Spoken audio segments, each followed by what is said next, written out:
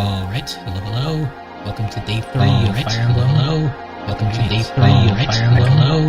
Welcome to day 3 of Fire Emblem. Hello. Welcome to day 3 of Fire Emblem. Hello. Welcome to day 3.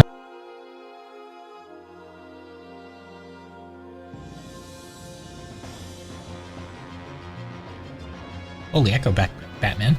Alright. I think we're done echoing now.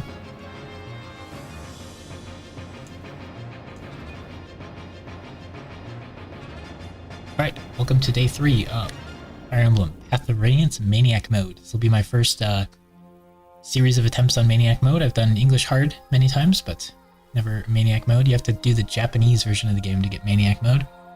For North America, they thought we couldn't handle it, so they deleted the hardest difficulty and added an even easier difficulty. So yeah, first time Maniac, but we're also adding a bunch of challenges to it for, you know, our own enjoyment. I don't necessarily expect to beat it on the series of attempts, but we're going to get some useful info, and then if we try it again after a break, then I think we can use that info to have a decent shot of it. But I'm having fun just like experiencing the early game and seeing how much harder it feels and everything. When it comes to our extra rules, the biggest one is limited units. So that means the units you see on the screen are the only ones allowed to equip weapons. Usually when I do these runs, I'll choose my limited units by putting all the units into like buckets. So like there'll be like an early game bucket, and then generally the buckets will be like based on when you get them in the game, but they'll also be a little bit based on like their class and stuff. So for example, like the first bucket for this group usually is Boyd, Oscar, and Mia, and then I get one of those 3 every run. But for Maniac mode, I kind of just went through and picked some units. I didn't pick the units I thought would be like the best or the most OP, but I picked some units that well, basically what I did here is I picked both triangle attacks because I thought that'd be a fun meme to do, and I usually can't do it because I usually ban Marcia from the pool of units. And I usually don't use Boyd and Oscar in the same run because they're both in that first bucket. So the first bucket's kind of tricky because it's only 3 units, and most of the buckets are like 4 units for me. So we don't get to do the triangle attack with them like ever, so we might as well have both triangle attack things. And then I picked generals because I think generals are kind of cool in this game. I think when we're doing a new difficulty that's like strange and we're not used to it, just having somebody like that's really tanky would be pretty good. And we did both generals. We probably should have just done one general and then a mage because we don't actually have a mage. So like Soren or Lana should really be in the group. Maybe Tormod, but you get him kind of late, so I don't know about that. I think those are kind of your 3 options for mages. I guess if you want to include Rice as a mage, he'd be an option as well, but I don't really want to use Rice and Mist in the same run. Our freebie units are Ike, because he's Lord. Lords are pretty much always just freebie units in Fire Emblem games for me. And then we've got Ryson, who's a Dancer. Dancers are basically always freebie units. Technically, with how our rules are set up, he wouldn't need to be included here because he can't equip a weapon, so you'd be able to use him anyway. Because again, these guys are the ones that are able to equip weapons. And then we throw Mist in because we have a stipulation that we have to beat the Black Knight, and that fight can tend to be pretty challenging, so Mist is actually able to like help Ike a little bit with that. So we're just like including Mist on our runs until we get more comfortable with that fight. That can be a pretty tough one when you're doing Ironman. So we said the limited units part of the thing. We're also doing Ironman. To me, Ironman means that you don't get to like redo a level. So like if a unit dies, you're stuck with that unit dying. If you miss position or like misclick or something, you're stuck with whatever happened there. If you like put Ike really far forward and he dies, no one would ever do this, but if he dies, then you know you're dead. The run is over. If you want to reset, you just got to start the game over. So you can't like redo level 6. You reset the whole run. So it's pretty punishing, but it's kind of like Nuzlocke where it gets you attached to like your characters and stuff. Otherwise you can just like go, I'll try this, see what happens, and then, you know, redo the turn if it doesn't work. So we don't get any redos in that way at all. Just got to start the run over. When you're kind of still pretty early into the run though, like if something bad happens, a lot of times it's good to just like start the run over. We're kind of at the point now though where we're like 4 play hours into the run-ish. So like a bad thing happening to restart the whole run is kind of not really what we want, especially since like Ike got like some of the best levels I've ever seen an Ike get. He's still like just barely above average in defense, but his like speed is absurd and his strength is absurd. I think our Ike is super cracked. And then the last rule I can think of that we added that I didn't talk about yet is forging. I wrote Forgeless in the title because I think that's a pretty good way to explain it. Technically, what I mean with forging is you can't add or subtract stats when forging, which is like the whole point of forging is you take a iron sword and then you like increase its might to as much as it lets you, and then you have a busted weapon. So people will do that in this game with javelins and hand axes, which are 1 to 2 range, and they'll just max out their might, and then you'll have like a really, really strong 1 to 2 range weapon, and you can forge once per base. So I want to avoid thinking of money in terms of how many of those can I forge. So if we just ban that altogether, that's good. But technically what I want the forge rule to be is I can forge, but I can't change their stats. So I don't think that'll even come up ever that I want to forge, but I like to leave that open. If I do rice in a run, I want to be able to forge a light tome before the shop has it available, so that you can actually give him a light tome and he can fight like 1 or 2 stages earlier. That's the big one for that. The other reason would be like if I'm using a mage, I think it rotates like whether you're able to buy like fire, wind, or thunder at the shop each time. So rather than like having to pay attention to that, you could just forge one of them. So that's why I word it that way, but I don't think it'll ever come up because we're not using mages and we're not using rice.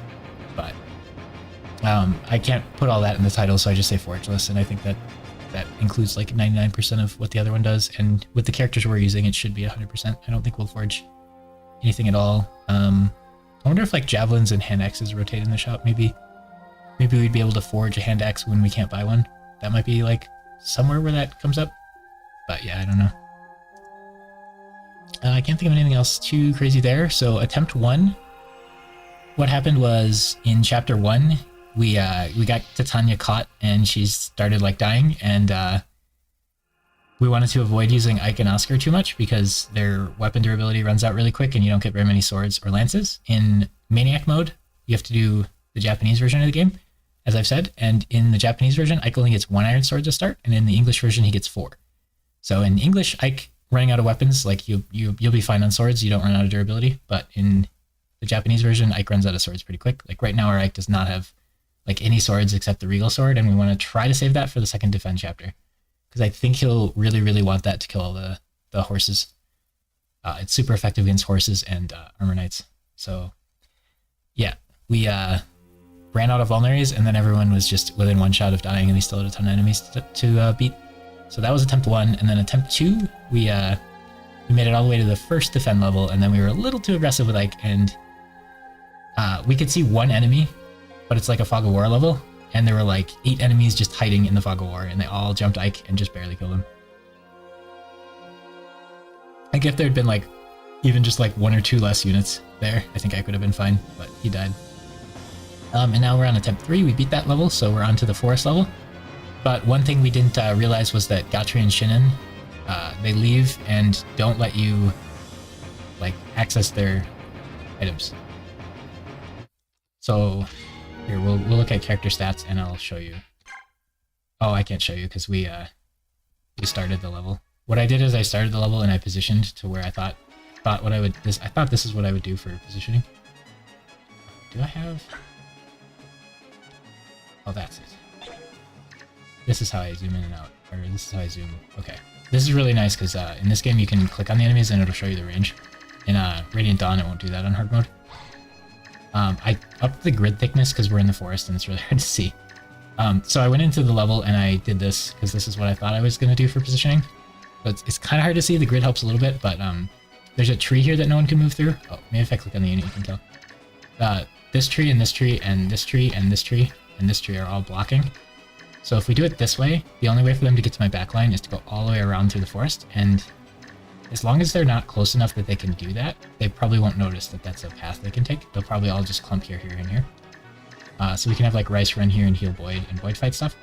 But again, the problem is Gatri took all our lances, and I didn't realize we wouldn't be able to take them off, because in the earlier chapters, like when Oscar and Boyd aren't with your team, they're like unavailable for a couple of levels. It'll let you access their inventory before the fight starts, but it won't do that with Gatri right now, and I didn't realize that. So I wrote that in the notes for next time. So next time for this spot, Oscar can take the lances back. I gave most of them to Gatri because he was going to be more useful in the previous stage, where you only get 6 turns and Oscar just doesn't do enough damage. This Oscar has gotten a couple strength and no defense, sometimes Oscar gets really tanky and does no damage, and sometimes he doesn't get really tanky. Like his first few level ups really determine how good he is early game. And on any difficulty, you kind of gotta, or at least on any hard or Maniac difficulty, you gotta be pretty careful with Lances because he will kind of run out of them if you use him like a crazy amount. Basically all this matters because I'm not using Titania, like she's not allowed to equip a weapon. Normally you get like infinite axes and Titania does like half the fighting for you, so you don't have to worry about weapon durability on guys. But since she's not allowed to like damage anybody ever, you run out of durability really, really quick. So Ike has Regal Sword and a couple extra swords, but like nothing pretty much. We want to try not to use these if possible. And then Oscar should have a bunch of lances because Gotri stole them. I'm going to try not to use him. And then Boyd has infinite axes because we got a full steel axe, we got a full hammer. We got iron axe here, and I think Shinnon or Gotri has more axes, but like this level we got to try to do pretty much solely with Boyd.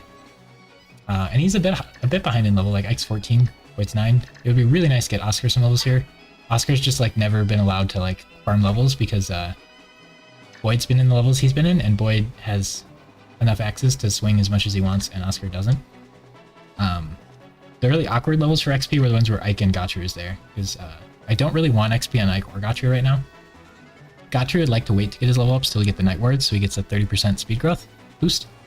And Ike is going to hit level cap and like waste XP like before he can class change because his is story-based promotion.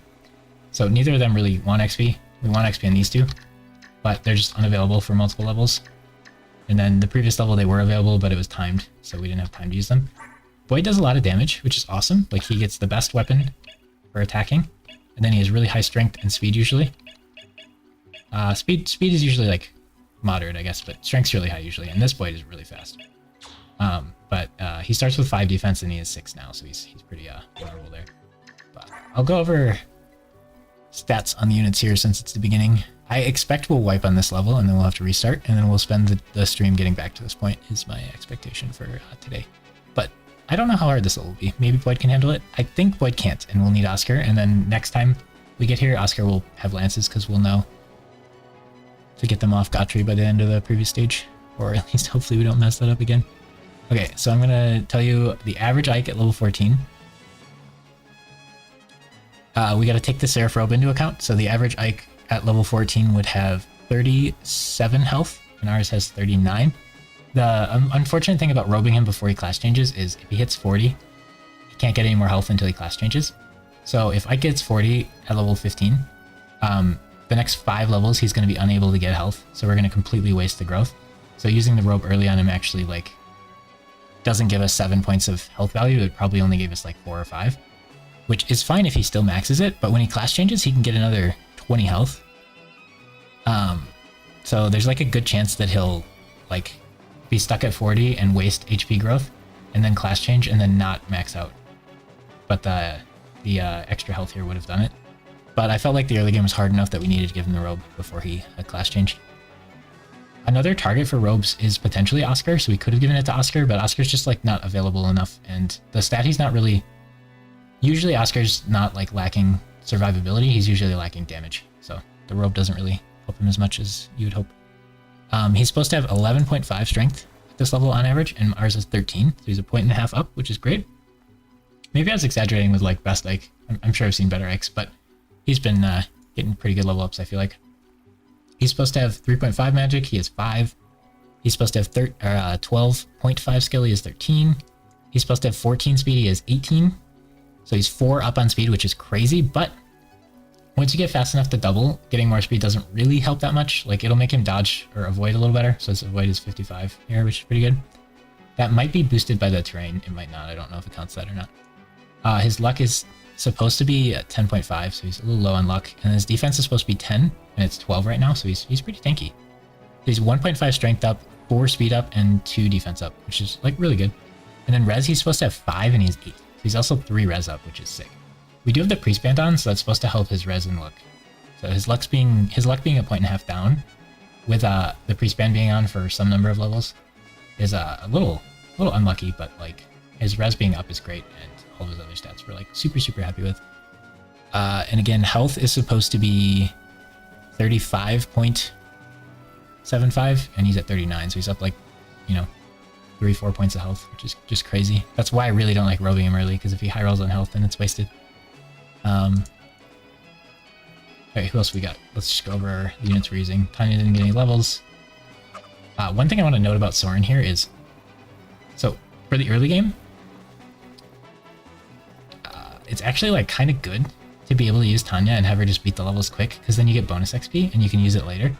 Whereas when you look at characters that want XP, like Ike doesn't want XP early. Like he wants some, but you're going to get more than enough, so it's not like a focus.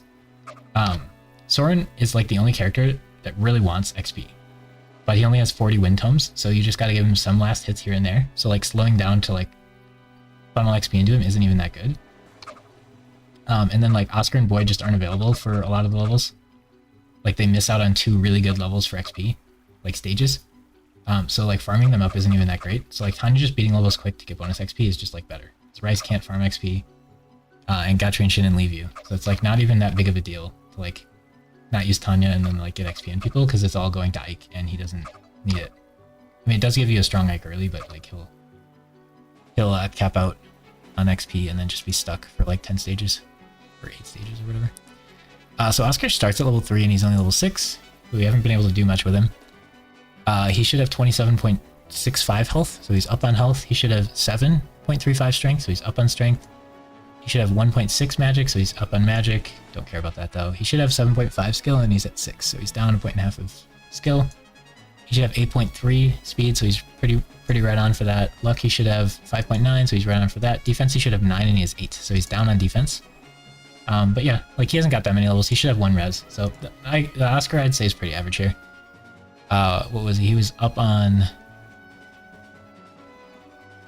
Oh, he's like kind of a point up on strength and kind of a point up on defense, or down on defense.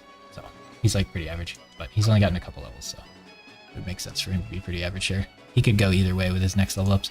Boyd and Oscar really, like their first few level ups, if they get good stats, go crazy in the early game, I would say, and if they don't, they like are fairly useless until you get them a bunch of levels. Okay, so the average Boyd at level 9 should have 35 health, so he's down multiple points of health, but the average Boyd caps out at 40 health at level 16. So like, if he's down a few points in health, he'll have chances to catch up. So if he's going to be down any stat, health is honestly what I'd want him to be down. Strength's supposed to be 11, he has 12, so he's up in strength, which is good. Magic's supposed to be 0.35, so he's right on for that. Our previous Boyd was down in like everything but magic. He had like 2 magic at this point, which was crazy, but it doesn't matter because the only thing that would help is the bolting axe, which we don't care about. Unless he gets like 20 magic somehow. Skill, he's supposed to have 7.5 and he has 8, so we're up on that, which is nice. Speed, he's supposed to have 9, he has 11, so he's 2 points up in speed. That's massive. Fully capped out Boyd is down, like, is 3 to 4 speed for maxing. So if he's up 2 speed already, he might get like, he might be able to max speed by like capping out. In Radiant Dawn, you usually max like a lot of stats on most of your characters, because you can like fix it with base XP later in the game. And their caps are like a little lower and they get more like leveling and stuff. But in this game, a lot of units will only cap like a couple stats, so a lot harder to get there. Luck's supposed to be 6.5, he has 7, so, you know, pretty average for that. Defense is supposed to be 6.75, so he's like a point down on defense. Unless he gets a defense next level, then he's average. And then res, he's up a point on. So Boyd's up a couple speed, Ike's up like an absurd amount of speed. Rice, we're not using, but again, we're equip a weapon is the key term we're using here. So Rice is allowed to heal. I think it's very important to allow healers to heal with our rule set. So the wording is like nice for that, because it includes like allowing you to use healers, and it's nice for allowing Tanya to tank. If you didn't allow Rice to heal and you didn't allow Tanya to tank, it wouldn't be like realistically possible. Maybe you could reset until like you dodge every attack and crit every attack, but like that's just not reasonable. So the only real alternative would be saying like you can use Tanya for the first 9 stages and then you can't. And then you could just say like people not on your list aren't allowed to do anything. But I like allowing like shoves and rescue. I like allowing healers to be like brought and use heals. I don't plan on like bringing Rice the whole game and using him as a healer, even though I technically could under the rules. So that's something I'd like to fix with like the wording of it. But I don't really see a good way to do that. I just kind of gotta, you know, live by the spirit of the rule and stop bringing Rice once we like start getting missed and stuff. That's one huge problem with my team, though, is I really should have another healer. Mist isn't really enough, and Alencia comes so late. So adding Soren, again, for magic damage and for healer would be good. Or Lana. Yeah, we could cut Braum and add, like, Soren or Lana in future runs, maybe. But I think if we, like, mess with a team, we might want to mess with, like, the entire team. It does seem like Boyd or Tanya is necessary for these Maniac runs, because you need someone who uses axes. You run out of lances and swords and stuff. Maybe if you were using every unit besides them, you could get away with it, because you'd get, like, 40 wind tomes, and you'd get some bowies from Shinin, which would help, like, minimize how many lances Godfrey has to use. Maybe you could do it with, like, literally everybody else besides Boyd and Tanya, but it feels like you kind of have to have Boyd or Tanya every time. But having Boyd and Oscar feels bad because they're both not available for a lot of levels. So you kind of want to funnel them when they're available, and if you're using both, then you can't really funnel both. Anyway, though, I think that's a nice 20-minute intro to our characters and stuff, just for us to immediately die.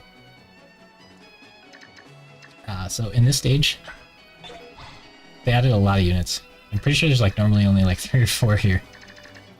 So Maniac mode looks kind of wild here. And until we leave the forest, they won't attack us or anything. So we could, like, walk all the way over here. I guess, like,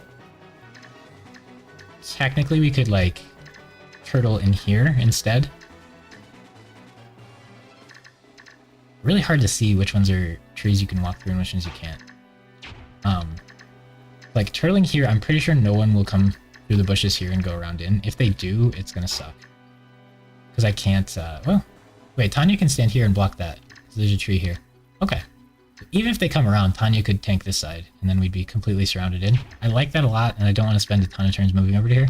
If we did move over to here, though, like, Boyd could go here, and it'd have to be, like, here and here, and then we have to fight them while they get the defense bonus, which I don't like. Whereas here, they're not getting it, and we are, which I really do like. So I think we're gonna stay here and fight. An issue with Boyd is what, as chat referred to it the other day, suffering from success. Like, if Boyd fights these guys, he's gonna 2-round attack them and potentially kill them. And if he kills one, then another will be able to move in and attack him, which is kind of bad. Oh, wait. If I go 1, 2, 3...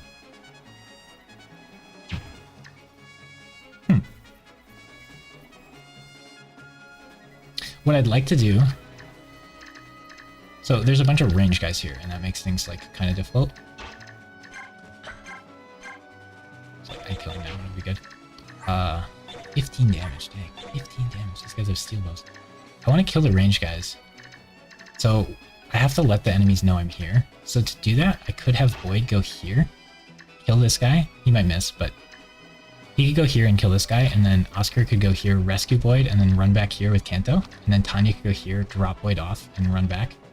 And then Rice could go here and heal Boyd. And then if one of them want to shoot Rice, at least in Radiant Dawn, if your healer or Micaiah gets shot by, like, anybody, they die in, like, 1 hit. In this game, like, Rice and Soren can survive, like, 1 hit from most enemies.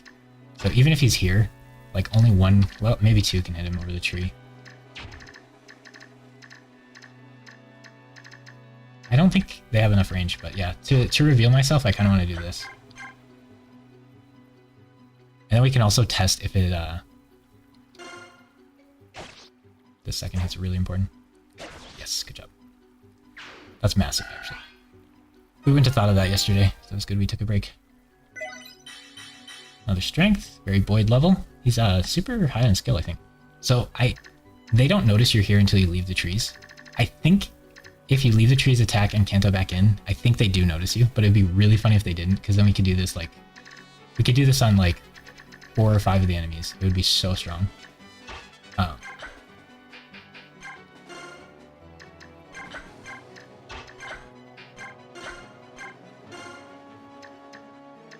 I'm okay with them shooting to Tanya if they want to, instead of hitting Oscar. So I think she should stand here. So now they might go here and shoot Tanya, and they might go here and shoot Tanya, which, if they go here and shoot Tanya, Boyd isn't getting attacked, which I'm good with, because I don't want Boyd to, I'm worried that, like, every single guy here will target Boyd and attack him, and then he'll die. I don't think that'll happen, but I'm kind of worried it will. I think if this guy does, I don't even kill him. Oh no, I got a strength, so I will now. That's bad. Yeah, so if the enemy AI decides every single person should attack Void, there's a decent chance he could die. And they can shoot him over here, which I don't like. So he can get shot like here, here, and here. Pretty scary. But yeah, I was thinking this guy would hit him first and I wouldn't kill him. And then this guy and this guy and this guy wouldn't be able to hit me. So only this guy and this guy would. I could switch to hand axe and then he'll counterattack the bowman if they choose to attack him. But I really just don't know if they're going to attack him. Especially with Tanya here. Because these guys can't counterattack. I think they'll prio them over Void. But we could die right here if I estimate the AI wrong. Yeah, if you attack them, it does reveal, which I was kind of hoping it wouldn't. But I'm pretty sure I've tested that before. Oh, Oscar's kind of squishy, huh? He's only got 8 defense. Our previous Oscar had more defense than that. So now Void got that strength that might screw him over. Looks like they're not targeting him though, so I think he's fine. Yeah.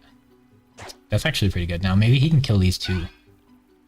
If he kills this one, he gets to fight the next one, which is really good. So hopefully he doesn't miss. And that extra strength gave me enough to kill him. We're definitely pushing our limit here because we almost died, but we didn't. So we got really lucky they didn't attack us. This went like perfectly. Enough of them attacked that we got really low, and we got to kill more of them, but not enough that we died. However, if this bowman had shot me, I would have died. So, probably not the best way to play that. These guys are really scary because they do magic damage, and I haven't fought any magic damage people yet. So Oscar takes 10 damage from them because he has no res. If I stay here though, Oscar's at least getting shot by these guys. Void could hand axe, and he does have potential to kill, but the accuracy is really bad. What's going to happen is these horses are going to go hit Void, which I think I like. Can't really see how the fight goes. I only do 11 damage with the hand axe, so it'd be 12 with this. So if I switch to this, it'd be 15, and I'd one-round him. Yeah, I think I gotta switch to steel and one-round him, but then I'm gonna get hit by more attacks. Okay, I'm pretty sure Oscar's job here is to heal.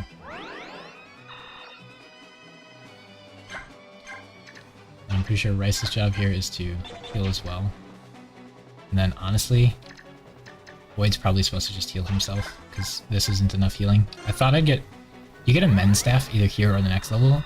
In almost every situation that I've been in, heal and Mend are the same. Because it does 20 plus magic, and Mend does...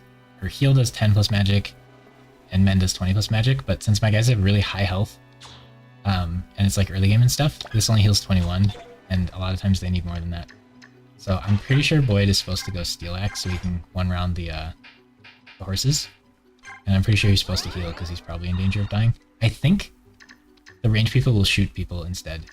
The thing with Oscar is he can get shot here, here, and here. So he'll take 10 from this guy, and then a bunch from that guy, and a bunch from that guy, and Oscar might die, which is not good. But my my counterplay is kind of non-existent, so I think I just have to like hope it works out. I don't exactly know how the AI is going to go. Yeah, if Oscar was able to fight, it might have helped here. I'm not sure how much it would have. The last turn went really well for Void though. He killed like as many units as possible. The mage going here and shooting Rice would be ideal, or Tanya. I'm not sure he'll do that. Yeah, Oscar taking 10 damage from a mage shot is just not okay. You gotta prio killing these guys if you can. One thing that's kind of nice is like 1, 2, 3. Like Void can go here and melee attack this guy, or like if a mage is up, he can go melee attack them, and then Tanya can go rescue him and run back in. If I do that though, Ike's gonna go here, and then Oscar's gonna pick him up and drop him here. Unless Oscar can rescue him and get back, which I don't think can happen. But yeah, I think we're pretty stuck with this line of play here. Just kind of hoping that we don't die. It's not great, but we knew we were in a bad spot. So Oscar's gonna take a lot of damage, and the mage might kill him. That guy seems to like hitting Void for some reason though. That's really good for us. Yep, so 10 from this. So I could have took 6 more if the other guy shot me, and then I would have died.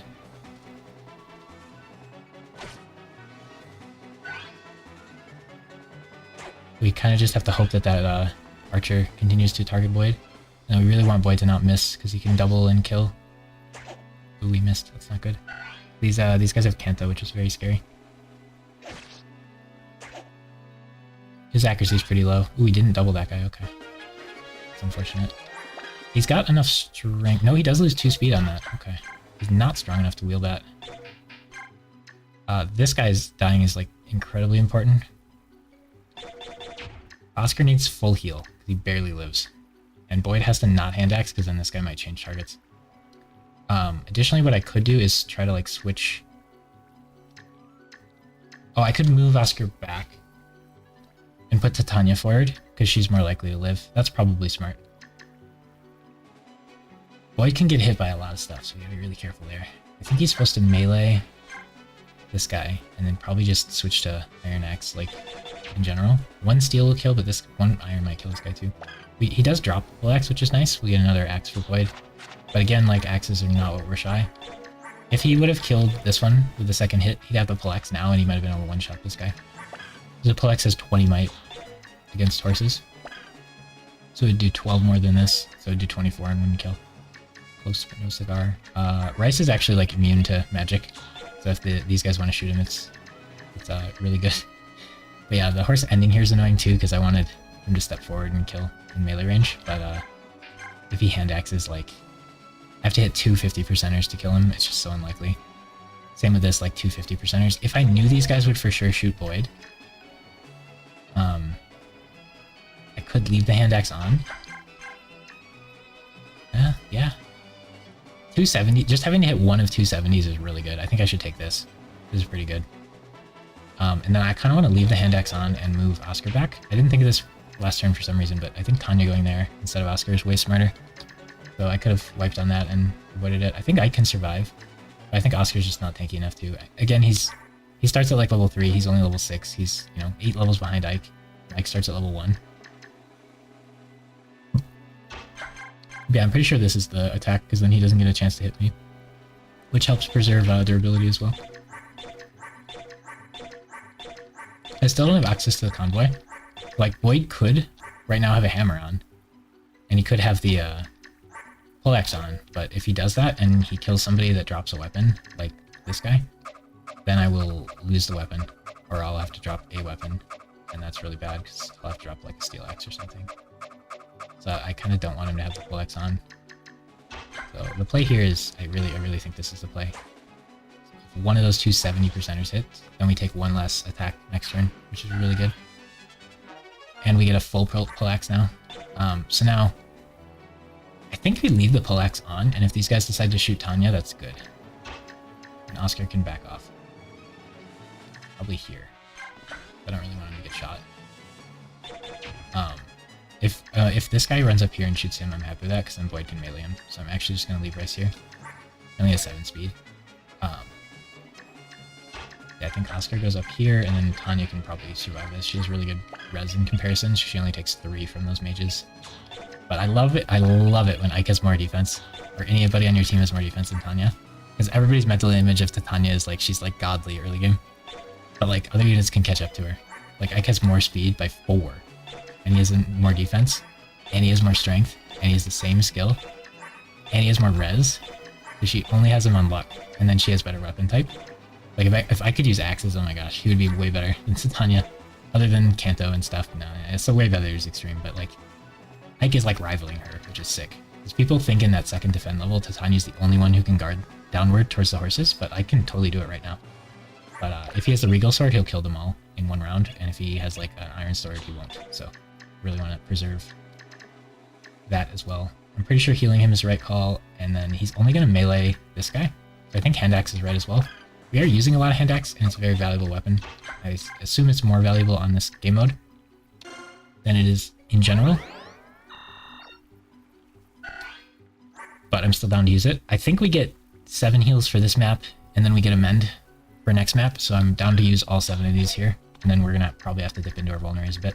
But if we can survive this initial wave, which is going pretty well, honestly. A couple scares there. Looks like none of these guys are going to attack until we aggro them. I think their AI is group aggro, so like if we aggro this guy, I think like all of them will move up. Not like every guy in the level, but like a group of like 4. But we can aggro a group at a time and then fight them. So we just got to finish off this group, but They do have, you know, 1, 2, 3, 4 ranged units. This guy, can he get through? It looks like yes.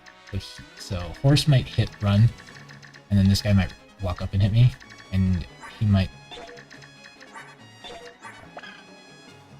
No, he's not gonna double me. I'm pretty sure Bud's safe there. I'm pretty sure Ike's safe. I'm pretty sure Tanya's safe. So I think we're chilling. White's probably the scariest one. Yeah, now if the Tanya's getting shot, she gets hurt 3 instead of 6. Okay, that guy can... Oh, they can both get rice. Oh, shoot. I said that earlier. Now if a bowman goes where the horse is and shoots rice, also we're in trouble. But he already went. Okay, so we're fine. So I should have moved rice away from there. That spot's not safe for him. He should be to the left of Boyd instead of up there. It's over that tree. I did notice that earlier and I didn't do anything about it. It was unfortunate. So rice did have a chance of dying this turn if they moved correctly. But we can't really one round that guy anyway. So I'm okay with the hand axe being used on the melee right there. Another strength, that's very Boyd-like. We do want, like, defense, but, you know. Ooh, and then we get hit by this guy as well. That's what we noticed at the end there, when it was too late. I doubled the swordman, that's crazy. Okay, so Rice can no longer get hit or he'll die. If Rice goes here, then this is the only spot that can shoot him, which is kind of nice.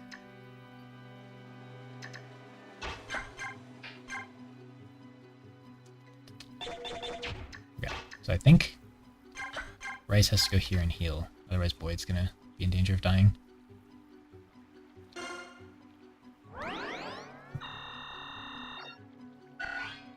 I'm pretty sure Tanya's still fine, so she has to rescue Rice, because we can't let him get shot. And Oscar has to take Rice and drop him here, and now he's out of range. And then Oscar would die if anybody hit him, so he has to go here and pray that nobody hits him. So if this guy moves away, then this guy or this guy can come hit him, so that's not great. Perhaps I could have avoided that somehow. So if Boyd hits this attack, he takes 10 less damage on the enemy phase, but if he misses it, he takes 10 now. And then he'll probably die. Pretty scary. If I hand axe, then I can counterattack kill these guys. Again, if I take this and I hit it, I take 7 less. But I'm going to take 7, 14. Well, I have 250% to kill that guy, and I don't get counterattacked. So is that better than healing?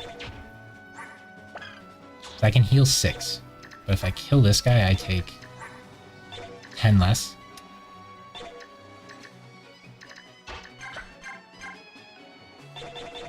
But it's 8.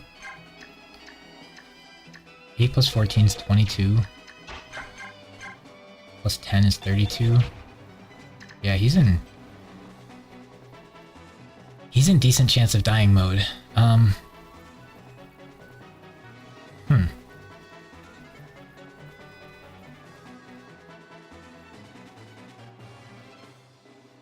I think what's going to happen is this guy will attack me, and I'll kill him, and then this guy will be able to attack me. And this guy will attack me. It seems like this guy moves after the horse, so I think the horse won't hit me.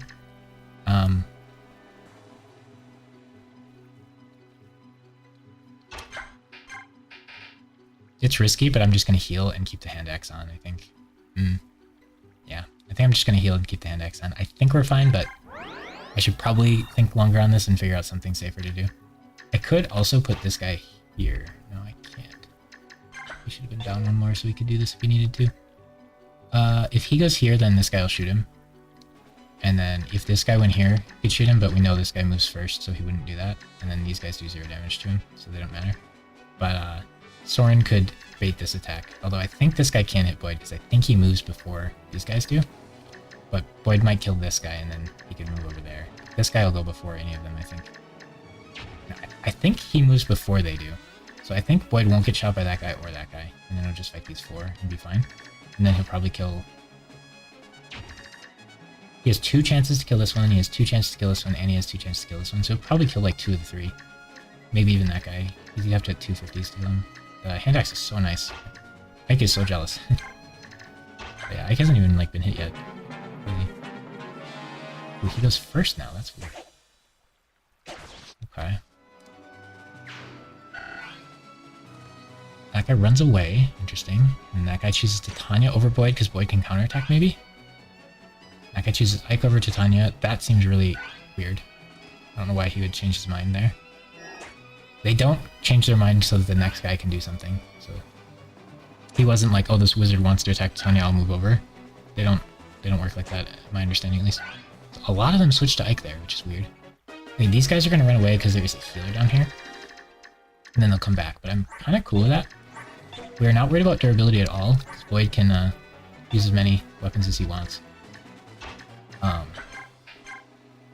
So if Void comes out here and whacks this guy, they might all change targets on him. Void could also go here and kill this guy. I assume he'll still run away, but then all these guys might decide to shoot Void, in which case he won't have the defensive bonus and he'll get wrecked. That's not great either. He could attack this guy from range. He could attack this guy from melee. We could move Tanya, like, here. She's a little squishy now. If she moves here, she'll be out of the defense boost. And vulnerable. So I don't like that a ton.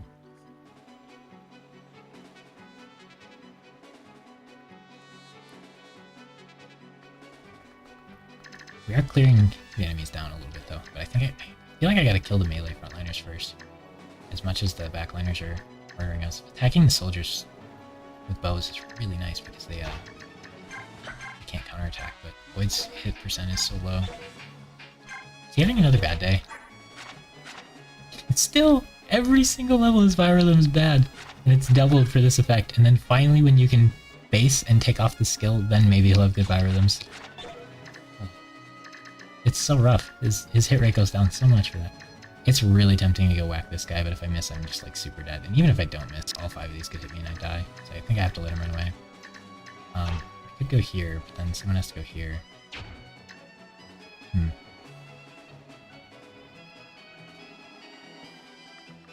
This is tricky.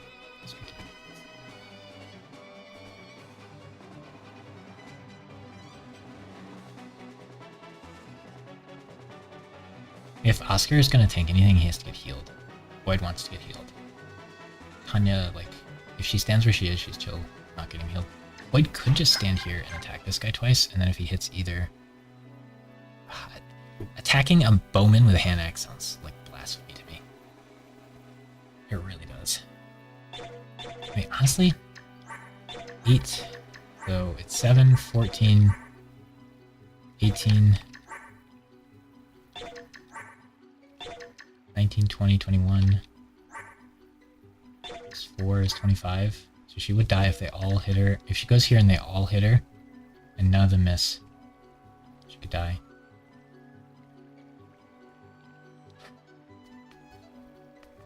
Like they all target her and none of them miss, she could die. So she'd have to vulnerate, which I don't want to do.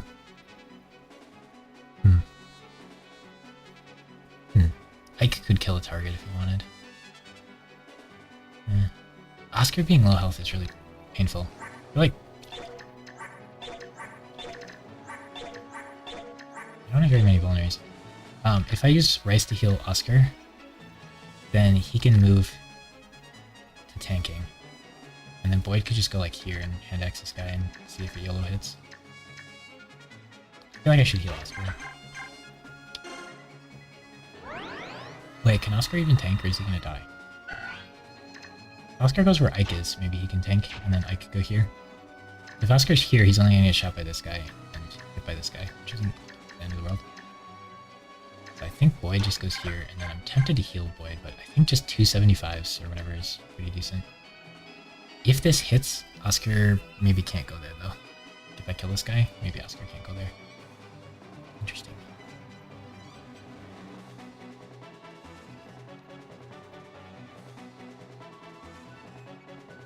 I should have healed Void instead, I think. I get the 10% crit for being near Oscar, and that actually worked. That's really funny. Okay, so now what I could do is have Oscar rescue Void, and then Tanya could go here, and drop Void here, and then move back to her spot. And then if they all decide to hit Void, he is hurt a little bit. Yeah, I don't know what'll make them decide whether or not to hit Void. Ike could go here. If they all hit Ike, he's chilling. He's got 12 defense, so I'm gonna do 6 plus 3 plus 2 plus Ike. 3. So actually I could go here. Just so one more guy can't shoot, what's his face? And Tanya could go, or Oscar can go here. And Tanya can go here. I think that's fine and works.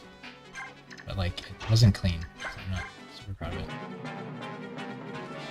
That guy's far enough away now, he won't be able to reach us. Mike's gonna get hit by a lot of stuff, but I'm okay with it. He's not in the defense square, which is the really unfortunate part about this.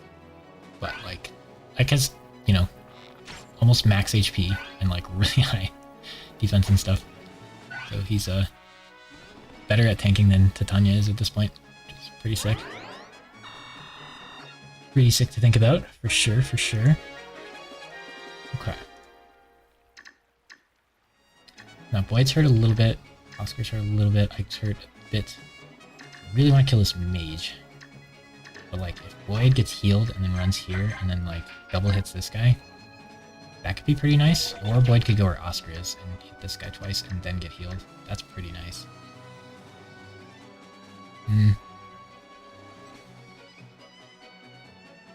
I can't rescue if I do that, right?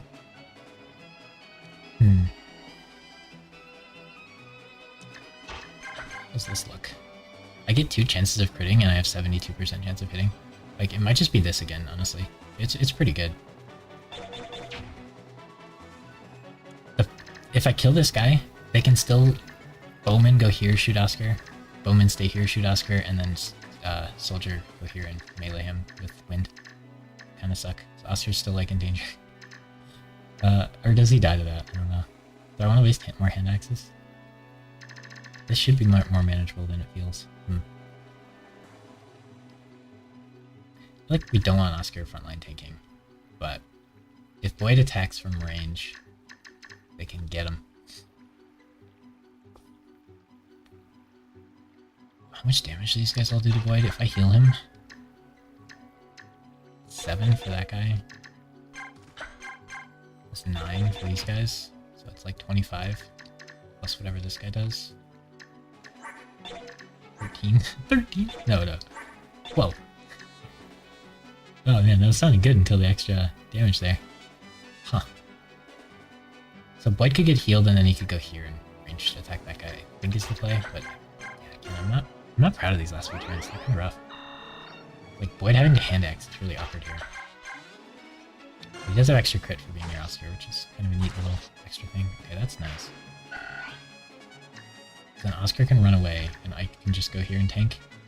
And then Boyd can keep the hand axe, so they target Titania or... Yeah, so Ike, Boyd, and Tanya should all be out of range of dying here. And then this guy will take a while to get here, and this guy will run back pretty quick.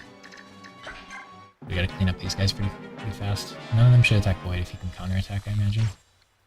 It might take him quite a while to clean them up. Like, just takes like nothing now that he gets the defense boost as well. Yeah, that's what they were gonna do to Oscar if we left him there. But what's nice is that guy's in melee of Boyd. So Boyd can stay in the defense square and melee the archer. Pretty impressive he was able to take a mage out with a hand axe though. And the other hand axes have been good too. Okay. That's nice. Ike's hurt a lot.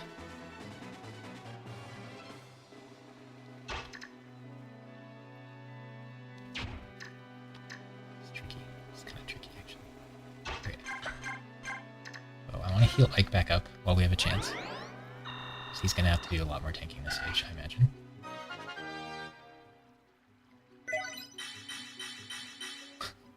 Dang, if we were using Rice, that'd be a sick level up. Okay, so you're gonna rescue, and you're gonna go here. No. You're gonna stay where you are. And then Tanya's gonna go 1, 2, take, drop. And then run back here. And if she can't move 1, 2, 3, 4 with 9 movement, then, you know, unlucky. Rice might be out of range of doing... Oh no, she can't! Oh gosh. Really? Okay. Can't see because of the caption.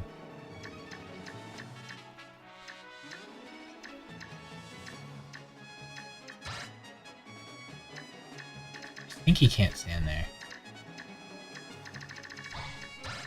Okay, I think it works out, but I really thought she could go 1-2, take drop, 1-2 with 9 movement, but I guess not. I don't know how thick it affects movement. And if I get in a pinch, I can Regal Sword, take out somebody, but I think we're doing pretty good now. He switched to not ranged, so now like I can hit him. So maybe someone should have traded with him and given him the hand axe there. Okay. So now he could step up. How does the blacks go here? Yeah, no accuracy. Even against the guy it's supposed to beat, it sucks. Like, this is better. He could just stand here and range attack. You have to hit both of those, or both of those. Really suck. 80% chance is pretty good. 70% is a lot worse. Oh, wait. Oh, he doesn't double with the steel axe. He doesn't double with the pole axe. Oh, that's unfortunate. If he went with this and hit and didn't get counterattacked, it'd be really good. And then if he could double, I'd probably try it. Yeah, he's gonna get hit for 8 plus 7 is 15 plus 10 is 25, so he will live as long as he stays out of this guy's range. So he's able to move up and melee this guy and then take 25 and live at 2, which is pretty nice. I probably am okay with that. He could also just go for the kill on this guy, but he might miss. I think I like going for the kill on this guy because he doesn't counterattack me. Should I heal first so he gets 8 more health? I don't think I like that. I think I like just going for it here and killing this guy. 80% chance is decent. The chance of hitting 2 80% in a row is, I think it's 0.8 times 0.8, which is 64%. So it's actually not like amazing. If Oscar was closer, I'd have him go here, poke him with a spear, and then run back, because he does get 8 attacks. But he's not going to get Gautri's lances next level until like the end of the level either. So we can try to farm him up a little bit at the end of that level to get him ready for the defend chapter, but like he has to get over 2 Gautri and trade with him, which is going to be really hard to do without killing like half the enemies or more on the stage. Next level is going to be really hard. Yeah, I think this is the play right here. And we don't get the extra 10 crit because, yeah, position Oscar here, but yeah, so like 64% chance of that working, which is nice that it did. Take 1 less hit, speed and luck. So yeah, again, he's really not liking the defense growth. This should give him more skill and speed, which I thought would be like pain points for him. It's kind of hard to get defense from a band. Pretty much the strength defense is like the only one, and we don't want to give him extra strength now. After he class changes, maybe extra strength, but he's probably going to max it. If we give him extra strength now, like his level's 12 and his strength's 14, so if he gets a strength like most levels, he might cap out before he gets there, which I want to avoid doing if possible. I could go here and Regal Sword kill this guy if he wanted to. Oh, it's so close to one-shotting. Also, I could just like kill this guy because he's really annoying, and that's probably a good use of 2 of my remaining Iron Swords. He is very annoying. Can Oscar do anything? Oscar doesn't even double them. Takes 10 damage on the backswing. I feel like the mage is annoying enough that having I kill him is perfectly reasonable. We might... This guy might attack us and then we might use the rest for Iron Swords, but like just killing him is so good. You gotta remember I can attack a little bit, but it can be tricky. I do get some swords next stage, but I think Mia just comes with only Slim Sword. I'm very used to her having Iron Swords. There's a chance she comes with an Iron and a Slim, but I'm pretty sure it's just one of the like billion Iron Swords Ike comes with that ends up on her every time I use her. Because in the English version he comes with 4 Iron Swords instead of 1. Yeah, you just go here in the way, and then you actually don't even heal anybody this turn. If I have him heal himself, then he's able to, nobody can hit you from range, so you can actually move up. If I have him heal himself, he can take 1 more hit. And so if I forget to do that, bad things could happen. Now, Soren's in position to shove Rice if we need him to move more. Oh yeah, so he's going to waste my other 2 Iron Swords by targeting Ike, which is annoying. But we could have traded the Iron Sword off Ike so that this didn't happen. Might have been worth. Really want to kill this guy, but if I miss, I'm going to take 2 hits from him and a hit from this guy. Not ideal. So it might be better to just kill this guy here. And then we'll just let the mage do what he wants. We can surround him. Nice that didn't miss. We just took a lot of damage if it did. Let's go here. And the mage can shoot Tanya. If the mage shoots Boyd, I want him to get hand axed back. We're gonna take the pull axe off because it's not even good against like who it's meant to be used on. Okay. Hey, what's up, Soda? We made it through the beginning of the stage, which I thought would be the end of our run. It was very scary with Oscar not having any weapons, but Boyd did work. He's still got no. He's gotten 1 defense, and I don't know if he starts at level 1 or 2 or 3 or whatever, but I guess we can check real quick. I have it up on the other screen here. He starts at level 2, and he's gotten 1 defense. So 10 levels, 1 defense is a little rough for a 25% growth rate. We're a little scared on that. He's supposed to be 7.5 defense right now. But he's also supposed to be 13 strength, and he's 14, and he's supposed to be 10.5 speed, and he's 12. So, you know, we got that going for him. He's a little fast. Hits hard and then dies. His class is nice, though, that you get 30 strength. Really nice thing for him. Okay, so you went here and hit Ike. Ike is just compare Ike to Titania, okay? So she's got 12, 14, 10, or 12, 14, 11 for strength, speed, D. He's got 13, 18, 12. So he beats her on all 3. Strength, speed, and defense. Incredible. Ike is cracked. So how much damage do you do, Oscar? Oh yeah, Oscar has 0 res. So we were having him tank, and then these mages came in, and it's like, oh, they do true damage to him. He does 10 damage to Oscar because he has 0 res. Poor guy. Boyd has 3. Ike has 8. I think these two hit really good on res growths. So they could be at 0 right now as well. So if you go here and iron... It's so... Oh, he got a speed so he can double him with this now. Before he couldn't. Or he got a strength, maybe that's what... Did he get a strength and a speed on his level up? I forget. Last time we checked, he couldn't double with that.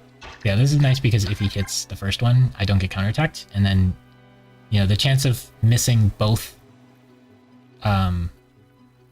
If you get 2 61% chance odds, the chance of missing both would be 0.39 times 0.39, which would be like 0.16-ish. So, you know, like 15% chance of missing both of these. Quick mass, so probably not super accurate, but pretty close to that. So I think it's worth that. If we hit that first one, we don't even get hit at all, which lets us save a Wilnary or a heal staff use. We should get mend after this level. I thought maybe you got it for this level, but... so we can use the remaining 3 and then we'll still have healing. But yeah, Mia will join next level, so Ike will get a sword from her. So he'll have to go up and grab that. I think it's just a slim sword though, which is going to do no damage. But at least it's something, you know? Because Oscar still can't do anything, so next level Boyd and Ike are going to have to do stuff, and Ike's not going to be able to do stuff until he runs and talks to Mia and grabs that sword. I think she'll talk to you on her turn though, which is really nice, because a lot of times they won't do that, like Lana won't. The equivalent of a metal stick? I don't think it's a metal stick. I think it might be like a stick. Slim sword is so weak. I was looking at the stats of the trainer sword you get in the prologue, and it's stronger than an iron sword. Like, it has more might. So I wish I could just have the trainer sword. And it doesn't crit, which I actually like, because then I don't accidentally get crits. Yeah, and it can't break. They kind of make the bronze weapons in the next game kind of based off the trainer, but they have durability. It's just really high durability. Okay, so Boyd could hammer these guys, or does he? Do we even have hammer, or did Gautry steal that too? You're here for Gautry stealing all our stuff, right? Nope, Oscar has that. So Boyd could hammer them, but like we checked, we got the pull axe, and then we were fighting a horseback unit, and the pull axe was just worse than using an iron. So like even in the case where these are supposed to be good, they're kind of not. Like the weight is so heavy, we lose our speed bonus. We lose like the ability to double, and the accuracy is so low. It's so bad, yeah. But once we have better stats, then like it'll be better. But like at that point in the game, using a slot to carry these is kind of rough. In Radiant Dawn, hammer's really good, but in this game it's super sketch. And in this game, you only get 4 weapon slots and then 4 other slots. In Radiant Dawn, you get 7 slots, and you can put as many of each as you want. So it is less total slots, but generally these lower slots you don't care about as much.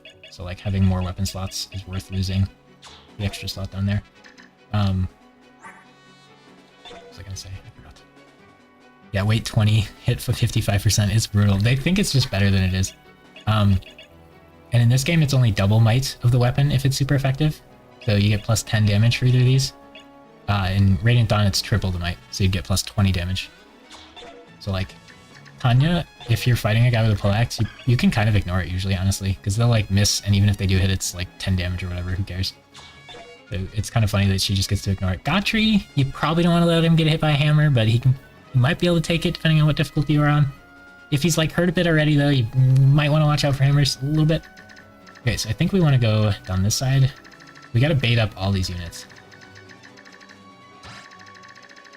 But if we get on this side, then we can bait these units over, and then we never have to go that way. If we go this side, it's just going to take longer to go all the way around, I guess. And then we could farm XP off of like letting this guy heal people, but that's super not worth it because we're low on durability. And if we had infinite heals and we were using rice, then we could spam heal and level him up, but we don't have infinite heals and we're not using rice. But what's funny is the first time you can like spam heal to level up with rice is the level you get missed in. So like it seems like you get rice a lot earlier and that would be beneficial to like using him and stuff, but it kind of isn't that big of a deal. He does get to start a higher level than she does, basically, because you get the levels from using this one. So it does help a bit, but I mean, if you're already grinding levels on the priest, what's another 30-40 turns? All right, and then Mist can help with the Black Knight, which is really important. Okay, so Ike, instead of Tanya being our like best tanky unit, it's Ike. So now Ike gets to be the one who goes and baits units forward for us. I want these lances for next stage, I think. But I might let him get like a last hit on somebody. Although he probably can't do anything next stage. He's still level 6. He starts at like level 3 or 4 and he's still level 6. Yikes. Okay. Ike's our tankiest best unit. You go here. Void here.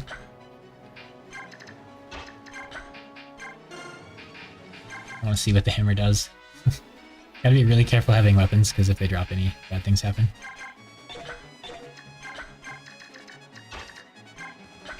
And Rice. You really don't want to have Rice cap on weapons here, because he'll get that Men's Staff, and then he'll have to discard something.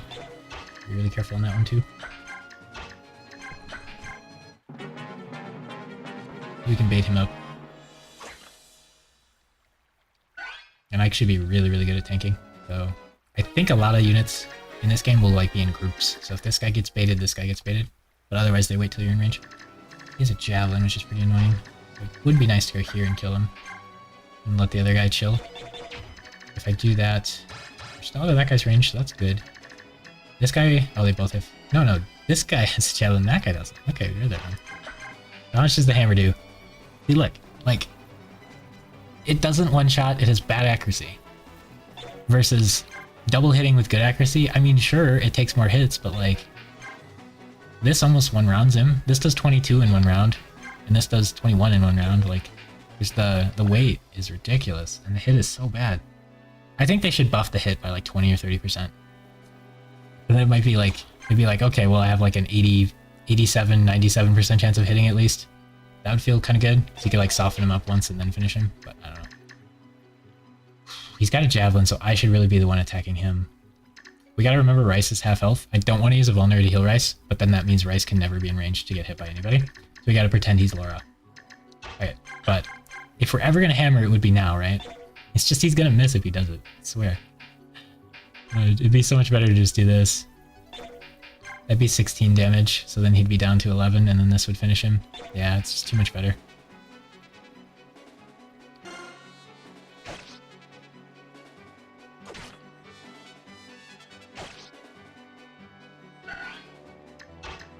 So I can tank as much as he wants, so he can step all the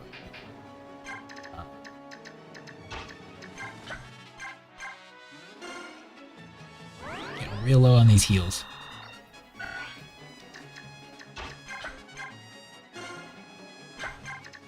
rescue him or he'll get shot.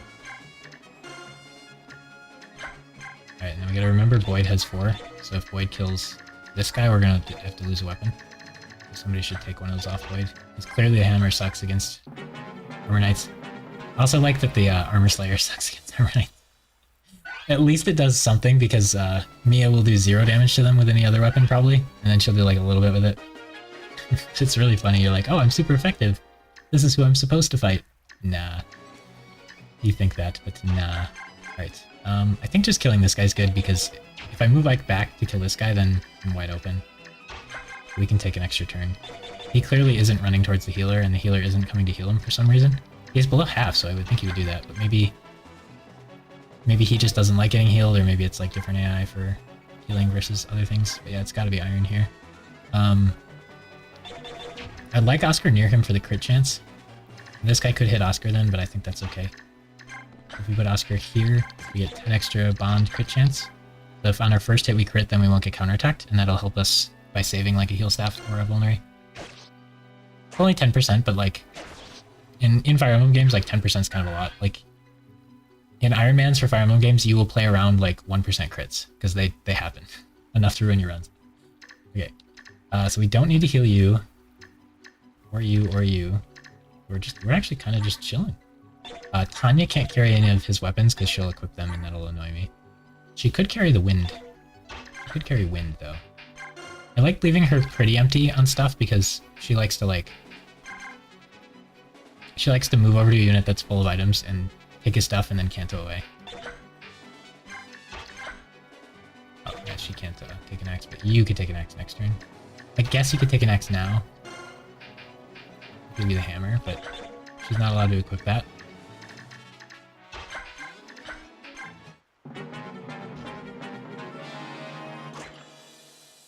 We gotta get it off her.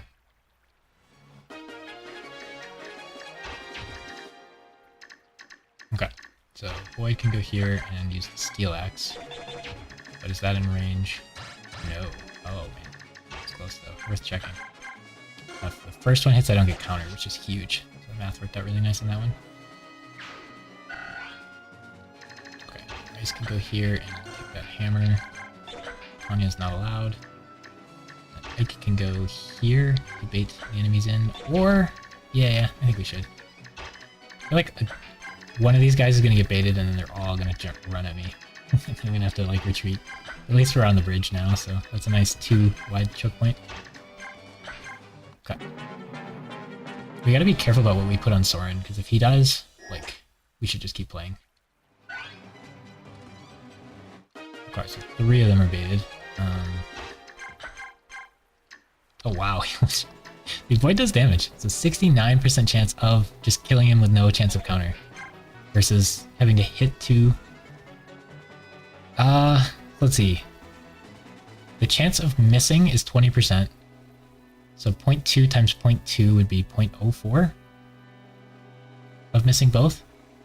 4% chance of missing both versus 21% chance of missing 1. This actually feels... Is it really that? No, it's not 4%. I'm doing math wrong, aren't I? 0.8 times 0.8 is 0.64. So, okay, so it's 40% chance of missing 1 of them. Yeah, that sounds better. Not 4. Missed a 0 there. Yeah, so the odds on that one are not great. The odds on this one are actually 31 versus 39. So the odds on this one are actually better, and the payoff for hitting this is he gets no counterattack, which is really good as well. But I'm going to take 11 from that guy. And I'm going to take 7 from that guy, so that's a little rough, but I think just killing the mage is worth it. So we're going to go for it. Ooh, we hit. Why just hitting a lot of these? This map is scary. It's so easy to lose someone. True. Especially with, like, on Maniac mode, there were so many extra units here. It's crazy. But, yeah, we really shot ourselves in the foot by having Gotri take all our lances, except this 8 durability one. So Oscar just doesn't have lances. It would have been a really, really, really good time to, like, give him some last hits, because he's so low leveled. We need to get him caught up. So we're gonna have to focus on that in one of the next few stages, but next stage, Gotri's gonna come, like, partway through the stage, and he's gonna be on the other side of the map. We're not really going to be able to get to him and get the lances very early. Maybe he can get some of the later kills, and then the stage after that's a defend level, so he's not going to have time to like be babied. And then the stage after that, we're getting 3 units, so we'll have a big training arc there. With this list of units that I have, I got them in like big clumps. Like I get a bunch of units and then no units and then a bunch of units. But with my normal like bucket system, I kind of spread it out more. So I get like 1 unit and then no units for a couple levels and then 1 unit. Whereas this one is like, here's a ton of units, here's no units. Interesting. All right, so then this guy could hit Boyd, which I don't really want to happen. If both of them hit Titania, she should be fine. So I think going here, Boyd's gonna have a better chance of living with iron equipped, but he's at full health and he's doing pretty good. Ike is who we want to get hit, so he should step forward. Then there's more people around him, and we're preserving this Regal Sword for the defend chapter, and we might have to use it a little bit next stage, but hopefully we can get by with the Slim Sword from Mia. We can yoink that. Yeah, that looks pretty good. If I put Oscar here, then I get a crit chance when this guy attacks me. Then this guy can shoot Oscar. And he does 13 damage, and Oscar has... he only does 5. I think I want the crit chance. So there's a 10% more chance Boyd will crit this guy in the counterattack. I think how crit works though is like, if you hit, then you have this much chance. So if we're going to have like a 40% chance of hitting him, it's not actually like 10% of the time we're going to crit him, because you have to hit the 40 first. My understanding of it.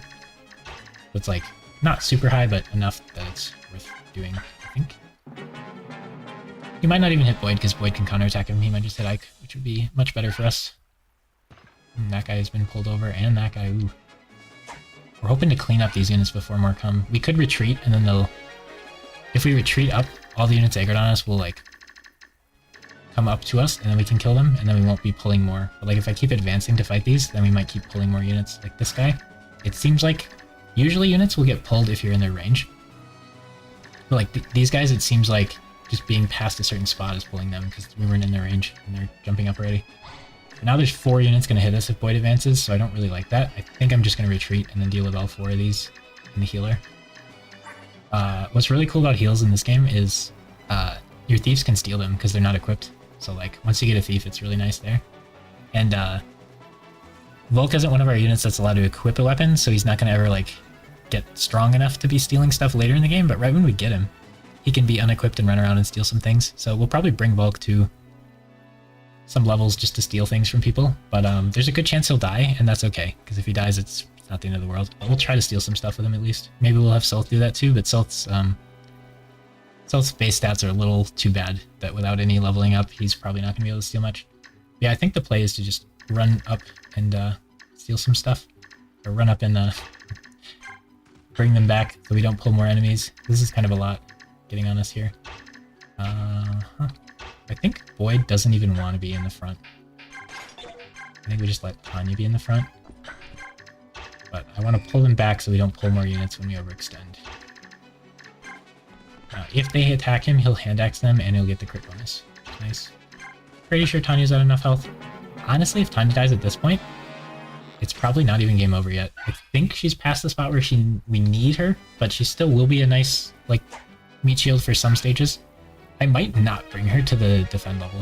I don't think I've ever done that before, but since we're using Boyd and Oscar, we might have enough units that we can not bring her. The second defend level gives you bonus XP for every unit you don't bring, so if you're not using Mia, you should probably not bring her. There's like a trick you can do on the left side of that map to like clog it up so they can't attack, and then like Mia can hold it by herself. And you do need enough units for that, so sometimes you bring Mia to do that, but I don't think we'll try that because we have 3 units that can frontline. We probably should because Oscar's not really high enough level to do anything. But we'll see, we'll see. Okay, so if I have... this guy... Boyd is really bad at killing this guy. He does it twice though, he's really fast. Oh, 86% chance of taking 11 damage on the counterattack though is brutal.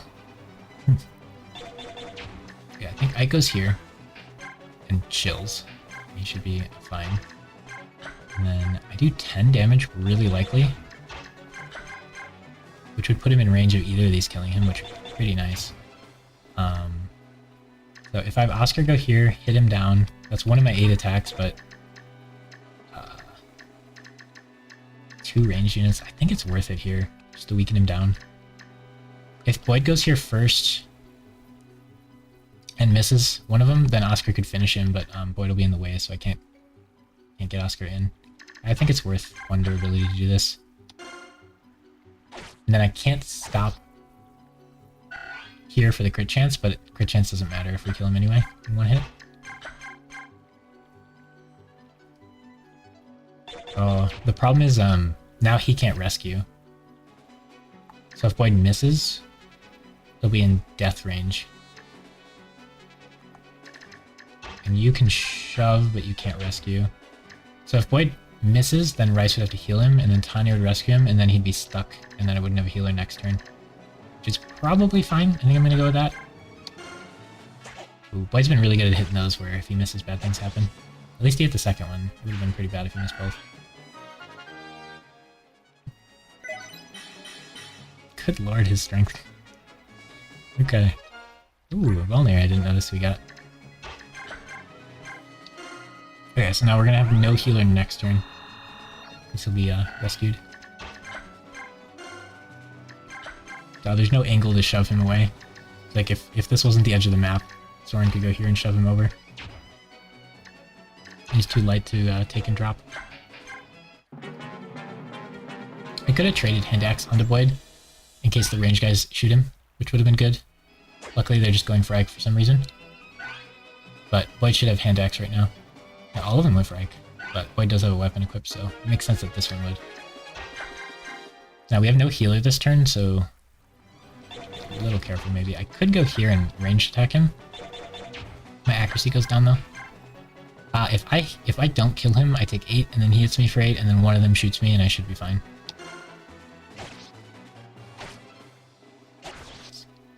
The problem with that would have been I'd have killed him when he attacked me, and then both of them could hit me, because this guy could melee me, and that might have been enough to kill me, so I'd had to think about it, but since it didn't happen, we don't have to worry. Right, and then I could give him the Hand Axe in case they shoot him. They didn't last turn, so it's unlikely they do this turn. We don't want Oscar here, because then they'll run up here and shoot him, even though we would get the crit bonus. Yeah, playing around that crit bonus is really nice, and since these two are units we're using for the whole game, we're going to want to keep that in mind. It's a lot easier to set up with Kanto. He continues his glass cannon training arc, for sure. This Boyd is super glass cannon. Although, it's kind of funny, because my plan for him is Vantage. So if he does do enough damage, someone will attack him, and he'll just one-shot them. And then he won't need defense because he's just one-shotting everyone with Vantage. Copium. It's Maniac mode, there's no shot he's going to be one-shotting people. I can't think of what the other skill should be. I'm leaning towards Wrath. Because then when he's low health, he'll Vantage Wrath and have like a 50% chance of just auto one-shotting. But that is a build that will definitely get you killed on Ironman because you're not going to hit the Wrath crit every time. Oh, we could trade him the hammer and see how it works in this scenario. Pretty sure just killing this guy is the play. If I put Oscar here, unequipped, he'll take 7 damage, which I don't like. But then I get the 10% crit, which I do like. So waiting there would have not been good. I get the 10% crit here, so if that hit crit, then that miss wouldn't have had a chance of happening. Now he could get hit by both, which is, you know, again, not great. It's 7 plus 5, it's 13. Yeah, not thrilled on that one. It's gonna be pretty low. Then we can use a heal on him, probably. Hopefully no one else, like, came in range that we weren't paying attention to. Yeah, alright. They're gonna switch to Boyd, okay. I could have maybe given him the Hand Axe for that, but I didn't expect them to go for Boyd there. That Archer had the chance to shoot Boyd multiple times and he didn't, but I guess he's just vengeful. Boyd has been whacking him. Okay, now that there is a lot of temptation to do this. So he's trapped. And we have to keep in mind that he has range. So if we put Rice or Soren closer, he'll be able to shoot them. Luckily he likes hitting Ike, which is definitely the best target for me. Do you have the hammer? You have the hammer, okay. Might need to heal. I wanted to trade him the hammer just to like look at how much it does, but so much worse than his other options. Okay, so I think we just double iron here, get him low, and then next turn finish him off. And even if he hits us both times, we'll live at 4. But yeah, just 3 iron axe hits, take him out, which is clean. And now this guy can't run up and heal him or anything, which, you know, would give us more XP, but I mean, we do have infinite axes on Boyd, so like we could farm XP that way, but it's kind of lame and not necessary here. I'll do enough, like, of that sort of thing that I don't want to spend a ridiculous amount of time on, like, a level or 2 here. You could just farm. That's a lot. He'd get to heal the full health like 20-something times. Would be quite a bit of fight XP. Be really good on Oscar if we had the ability to do that here. Okay, now Ike has to go aggro some more guys. While that's happening, we want to kill this priest. It'd be nice to surround him so he can't move. It seems like he doesn't want to move anyway, but we should surround him so he can't. Oh, we did aggro already. Okay. So, Ike, edge of his range. We want Void here. We'll save a durability if we do steal here. So we'd have to hit him with 2 irons. So it seems a lot better. And we don't have a thief, so we can't steal the staff. And if we miss, we don't use durability. And if we miss twice, we still don't use durability. And we're not taking counterattacks or anything, so all good. And that one guy will hit Ike, which is totally fine. I could have maybe moved out of his range since he moved once already. This guy we want to be out of his range, so we got to go here to fight, not here. Or we could go here.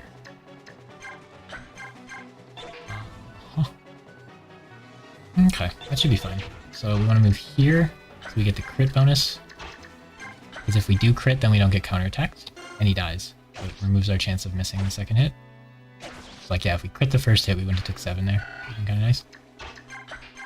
And then we gotta heal Boyd again. Yeah, this is Funnel Boyd level. He hasn't gotten a chance to get XP for a while. That's our last heal staff. So now every other heal we do for the rest of this level will have to be with vulneraries.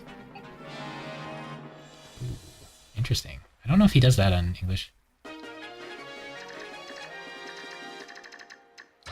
Ooh, yeah, this guy's gonna move up and hit us too. Interesting. Kill this guy. Oh yeah, I love that Boyd does enough damage to 1 round. So this is where Vantage would be cool in a situation like this where he does kill in 1 hit. But we'd have to hand axe this guy because he would attack us from range. Yes, we hope the second one hits. I was hoping one of the 2 would hit.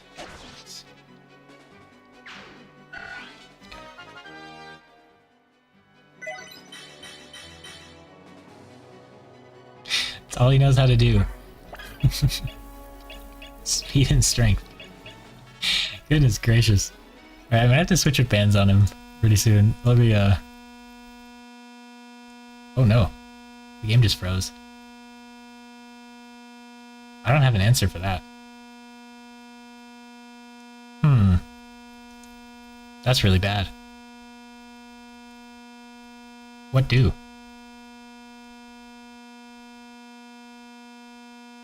Oh no.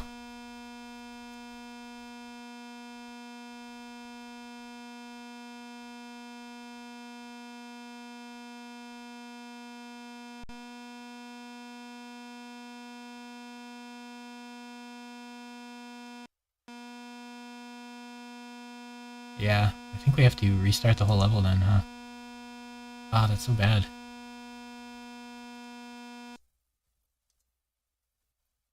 Oh, that's tragic.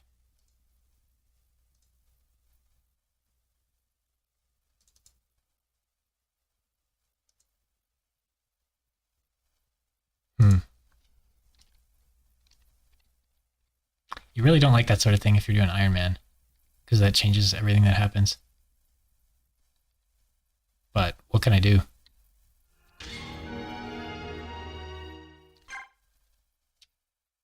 Dang.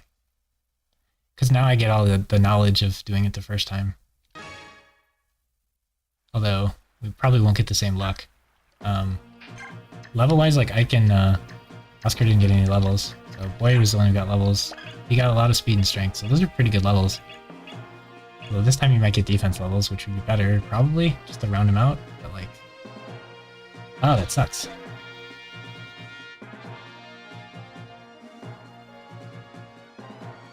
I have it only on 20% increased speed, so I didn't think it would have issues. I've played it on like 50 before. Big sad. You have to redo the level. Is this like... If something goes wrong, then you can like make it freeze on purpose, or try to make it freeze on purpose, and then you get to redo the level, which feels pretty bad too. But like, I can't think of anything like to do about it. I just kind of have to redo the level. I could say if the game freezes, I have to redo the entire run, but that doesn't really seem fair.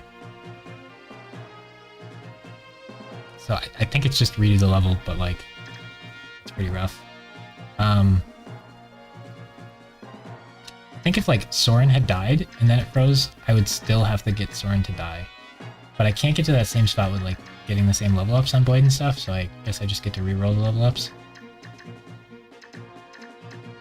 I'm not sure on that one. If Soren had died, like we mispositioned and Soren had died, would we have to kill Soren off again? I think yes. Seems like a lot for something kind of out of control.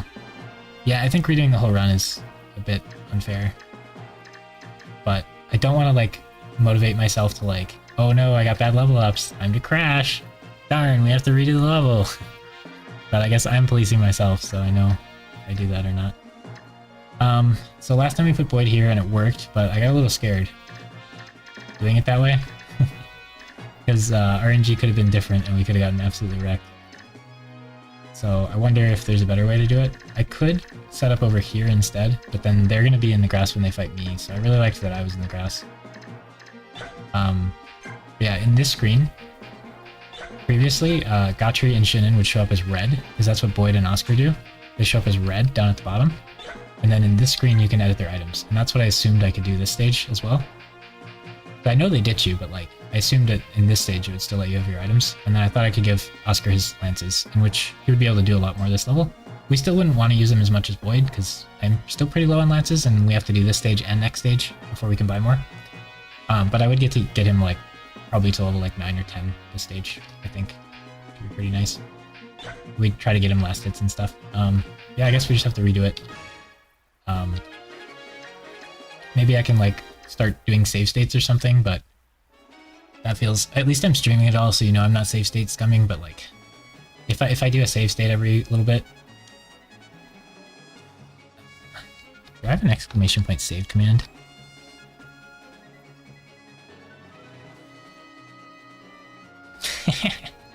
Last time we played Path of Radiance, I made this command, and then chat would remind me to save in case crashes happened. So I think that's what we did, but I was playing it on like 150 or 160% then. We had a level where there's that level you get Rolf and Mist. I did that entire level and got Rolf like 20 levels. Like he was like class changing, and then it crashed at the very end of the level. So I had to redo the whole level, and that first Rolf was like, yeah, he was like tank Rolf. He got like so much defense. He had like an absurd amount of defense. And then when we redid it, he got like 0 defense and all like, you know, Boyd levels. So it was like a completely different unit. I was pretty excited to have like Giga Tank Rolf. Oh well. I guess there's not much I can do about it there. Oh. I didn't reposition. Yikes. Boyd was supposed to go here. Alright. I guess Ike gets to go there now. That gives Boyd crit chance. Do we want Boyd to have crit chance? Particularly. We had to reset to the proper timeline. RIP. Okay, so last time this looked like a pretty scary spot, but this is where we put Boyd. I don't know why we thought this is where Boyd needs to be. So I guess there's no... That is why I did the... Put everyone there and then suspend at the end of the last stream, because I didn't want to forget why I did all the things I did. But it's not an option anymore, right? Well, I could rescue, drop, and get him there still. Is there a reason he should be here? This guy can hit him this turn, and this guy can hit him this turn if we do that. And this guy can, and this guy can. Like, he could just die turn 1 if I put him there. If I put him here... No, If I put him here, maybe nobody hits him. Should be pretty bad. Because this guy can't get him, and this guy can't get him. If I put him here, this guy can get him, but then he can get shot over this wall, which I don't like. Interesting. Yeah, I'm gonna try him here and see how it goes. I think he's supposed to iron. Oh, last time we did the... Oh, man. Wait. They won't attack until we move out of the bushes. We got time. What I did last time is I had Boyd go out, murder the guy with the javelin, and then go back in and get dropped. That was sick. It was this guy we murdered with it. Is he... He does 14, and this guy does 15. So I think he's actually less dangerous than, like, the soldier here. But... And he doesn't counterattack, which is nice, because I don't have to heal. It might be better to get one of him. I would prefer one of these, if I could choose, but I think it's better to get this soldier and then go back in. So Boyd, standing right here, can get to this guy and get back in. So the key would be to get to Tanya over, so she has the most movement possible. And to get Oscar over, so he has the most movement possible. And I think we're going to try Ike on this side this time. As the tank, and then you would stay like here, and you would stay like here. And then Boyd can just stay there. They won't notice we're here because we're in the bushes, and it's a stealth level for some reason. It's a really weird mechanic because there's not much you can do with it. Like, instead of your units being here, you could go over here, which I think is what they tell you to do. And then you're supposed to, like, rush across and go over down here, and then you get to avoid fighting some of these units. But, like, if I do that, they're just gonna chase me. I guess I could defend on the bridge. Like, if I went down and killed all these units, which I can't do, I'd be able to, like, use this as a choke point and defend against all those guys. But this is a better choke point because I get defense and evasion boosts. Alright, so if I do this, Tanya can rescue him and then come back up.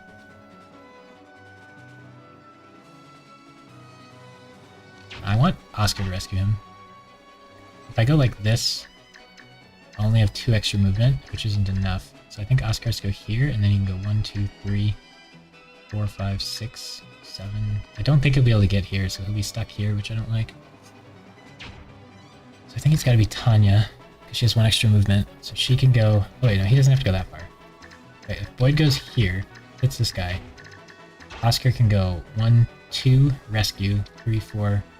Hopefully get to here. I think he can. And then Tanya will be able to go here, take drop, and then put him here. I'm pretty worried about all these melee guys wrecking me.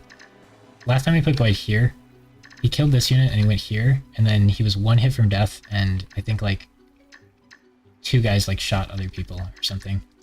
So if they chose different things, they could kill me. So maybe I should have just done it the same way.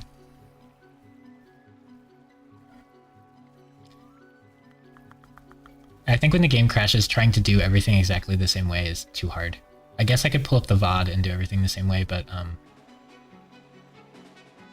a couple turns in, you're going to be on a completely different timeline. Like, you're going to hit something you would have missed, you're going to crit something you didn't crit, you're going to miss something you hit. Like, you can't do the exact same thing in Fire Emblem. So I think I do get the benefit of knowledge, or the curse of extra knowledge. I think we just wait a turn here.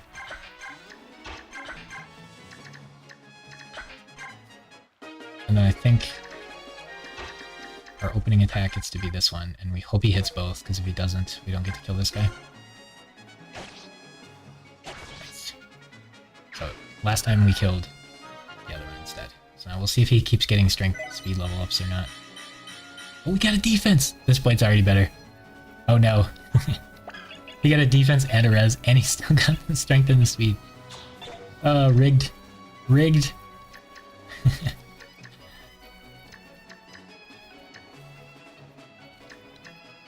Okay, so what's my...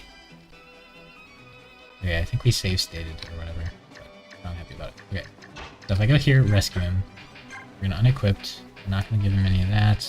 Oscar has the night band for fun, I guess. We go back up, and he can't get as far as I was hoping. It should have been to Tanya. I don't think Oscar will die, but I'm not happy.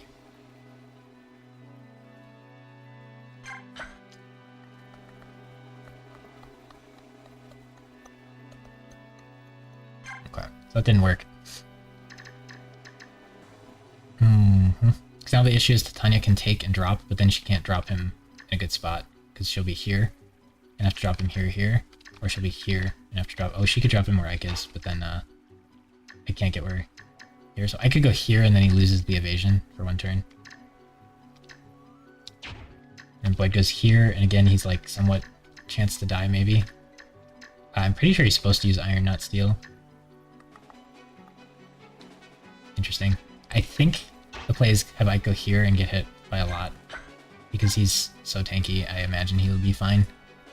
And then have Tanya go here, take, and drop Boyd there, and then that's what I did last time is he was here, and he survived, so I think he'll survive again.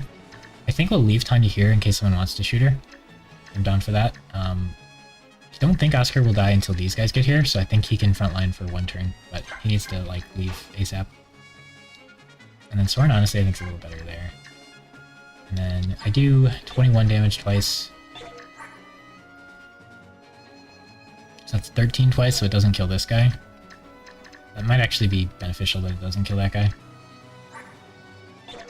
Oh no, it does, because we're axe and he's spear. The first time we did it, that kind of scared us because he leveled up and got a strength. And before he got the strength, he wouldn't one round this guy, and since he got the strength, he did. And then the other guys got to hit me. So that kind of was part of why we had a chance of dying there that we weren't thinking about. So he got the strength again, which is scary. But he lived last time, so, you know. Probably live this time, yeah. They seem to like hitting guys over there instead for some reason. That one likes hitting Boyd, though. So yeah, I think he's fine. And then Oscar cannot take mages, which I'm not used to thinking about. Like, if you think about Gotri, I'm like, okay, Gotri not being able to deal with mages, that's fine. Yeah, so less of them will hit Boyd because Ike went out farther. Which I think I think we're good with that. There's your crit for fun. And this one we get to take out, so that's really good. We want to take out as many of them as we can before the next bunch gets here. So then there's less of them going at us. Okay, so now moving forward and killing this guy would be incredible. If I do that, Tanya can rescue. That's not good. If Oscar could go 1-2 rescue 1-2, that'd be great, but last time he couldn't go 1-2 rescue 1-2-3. 1-2 rescue 1-2. That's a lot. I don't think he can do it. It's all thicket movement. Wait, Oscar doesn't want to end there anyway. Huh. I don't want to let them get on this square. Boyd can't end out here, or he's way too vulnerable. These guys can shoot him as well. Oscar cannot frontline this turn. Ike and Tanya can, and Boyd can? I'm a little nervous about Boyd frontlining. If Rice heals from here, he can get shot from here and here, both of which probably won't happen. This one might happen, but then Boyd can hit him, which is nice. So Rice going here and healing Boyd sounds pretty good.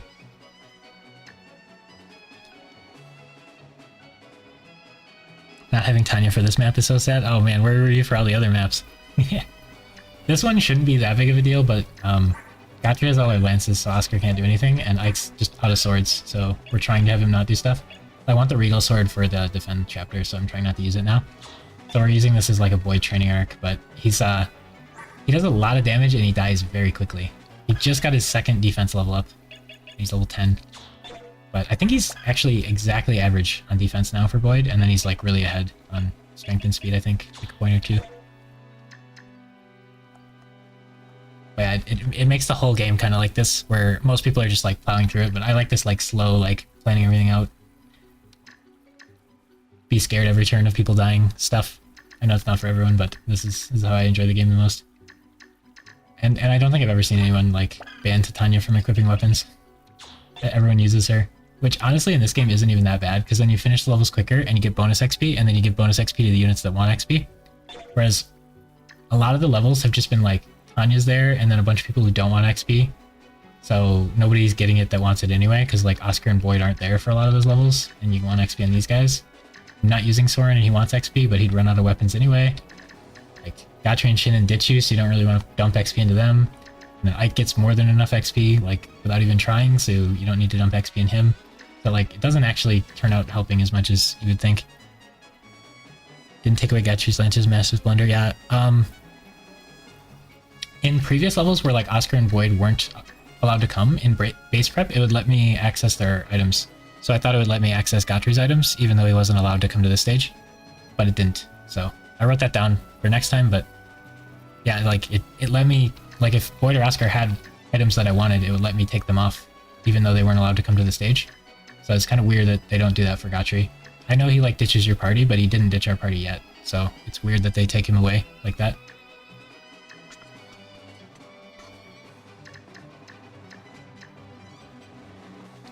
But it is definitely a massive blunder, although Oscar wouldn't be able to do everything this level because we are still kind of short on lances, so he would just be able to do some more, and his stats are low enough he wouldn't be, like, super helpful anyway at the moment because he's really level behind.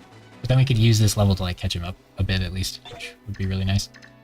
But, like, right now he wouldn't be super helpful because, like, these guys do 20 damage or 10 damage to him each, so he's like not allowed to be anywhere near the front. He's got 0 res. Okay. So ideally, Boyd would step forward, kill this guy, get rescued, and dropped back here. But can I do that? Let's see. If he steps here, Oscar could go 1, 2, rescue, 3. I think he can do that. These guys can't shoot him there. He could go here, but I don't think he can get here. So then Tanya could go here and drop him, but then she'd have to drop him here, which would be death. He could go 1, 2, rescue. He would need to go 3, 4, land here or here. He'd need to land here, and then Tanya would have to drop him there, which through the thicket he can't do. So I don't think Boyd's allowed to step forward, but I really want him to kill that guy. Alternatively, Boyd could step forward. Can I get up here? No, it doesn't look like it. Let's see if Boyd stepped forward, Tanya could rescue him. No, she'd want to end here, and Oscar would need to move afterward. It's a tricky turn. Tricky turn. Because Oscar's in the way. So, like, if Boyd went here and Tanya rescued him and then ended where Oscar is, then Oscar could go here, drop him here, and then run away, which would be perfect, but Oscar's in the way there. I could move Oscar out of the way, and then I could rescue him and have Tanya end here, but then Oscar can't drop him.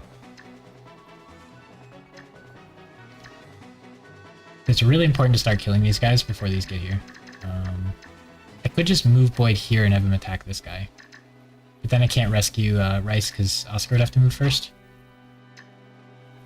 So Boyd could go here or stay where he is and hand axe. He could stay where he is and hand axe that guy, I guess. It's not great though. It's like pretty low accuracy. The chance of hitting 260s in a row is like 36%. So it's pretty unlikely he kills here, which isn't great. And then he does take a counterattack, which also isn't great. Either way, Boyd should, Rice should heal. So Rice goes here, heals. Oscar goes here, rescues. Tanya stays where she is, drops. She'd have to drop him here, and then he could get shot. But only once, which is fine, I guess. Elixir Boyd, hope they like bullying to Tanya. I mean, Boyd could just heal, but, like, we need to kill units. So if we just pass, then all these units are going to come up, and then they'll, like, be able to kill Boyd if they want to, which I don't want to just rely on them not doing.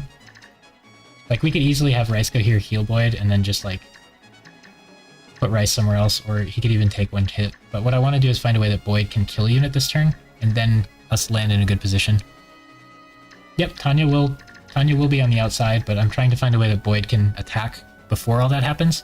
So, like, Tanya would rescue and then land somewhere and then drop him, rather than just, like, running down there and passing. Because then Boyd's not attacking this turn, and killing these guys that shoot us from range and don't get counterattacked is really important. I'm trying to think of a way to do it. But I know how we're going to end. We're going to end with Ike, Tanya, and Boyd being the ones that can get hit by enemies. It's just, like, getting there in a way that we get to attack with Boyd this turn and heal Boyd this turn is what I'm struggling. We're really close on, like, 3 different ways, but none of them seem to get there. I'd rather he attacked from melee than with the hand axe. But Oscar's in the way, like every single way that I'm thinking of. So if he was just like here instead right now, we could do it on all those. And if Soren was strong enough to take and drop Rice after someone rescued him, that would fix it, but he's not. He is strong enough to shove Rice, but Rice really isn't in the way yet. Because Tanya could go here. Wait, Ike's strong enough to rescue, right? Yeah. Or we gotta make sure he can rescue. No, he's not. Yes, he is. Okay, Soren's not gonna do anything either way. So we can move Soren here so we can check. This should be out of the way. He's not in range to shove then, but I need to know if I can rescue. He can't. Okay, I couldn't see. But we could have had Ike potentially go here and like take and drop him or something. If we get in panic mode, Ike will equip Regal and kill a unit or two, but I really want to avoid that as well. Because we're going to need him to use Regal next stage a little bit, and then we want to save as much of it as we can for the horses in the defense stage. Because Ike is stacked. Or Ike is solid. Okay.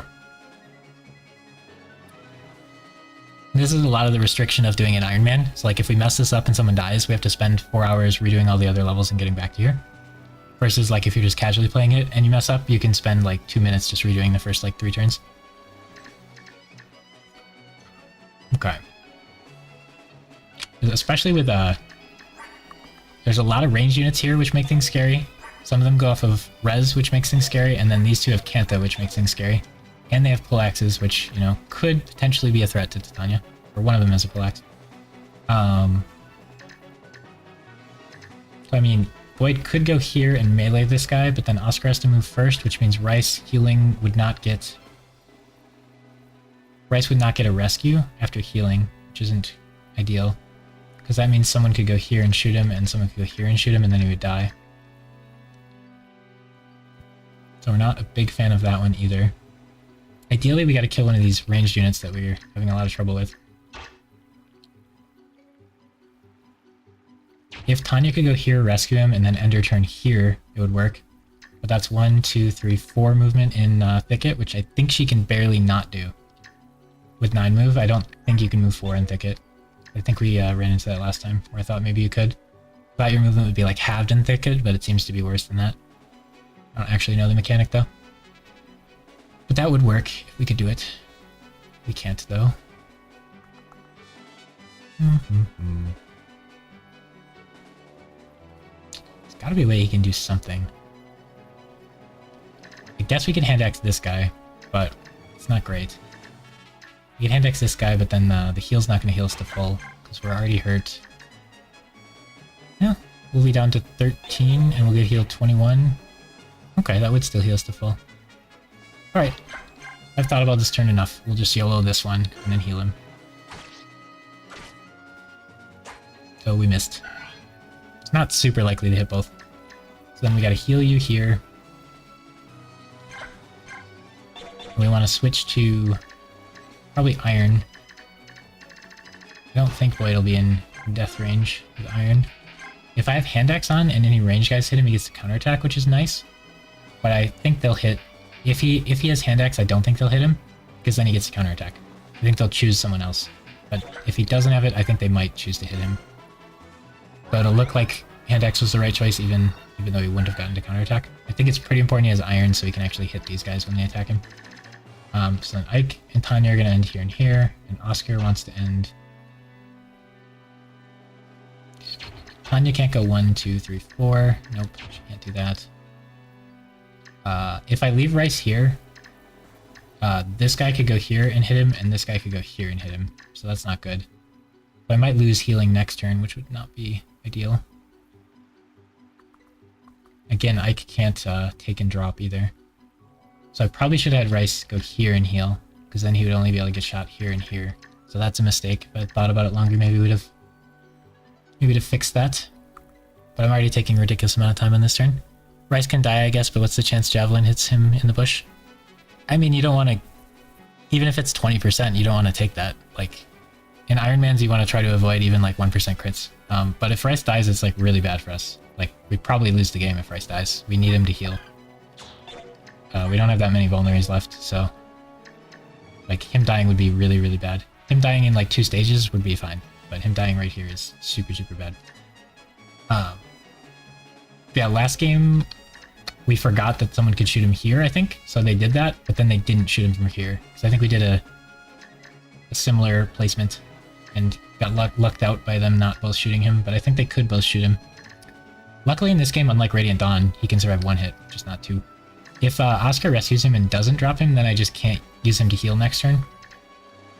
Which will slow me down and isn't good, but it's probably better than letting him die or have a chance of dying. Although they would have to both specifically attack him, which isn't necessarily super likely.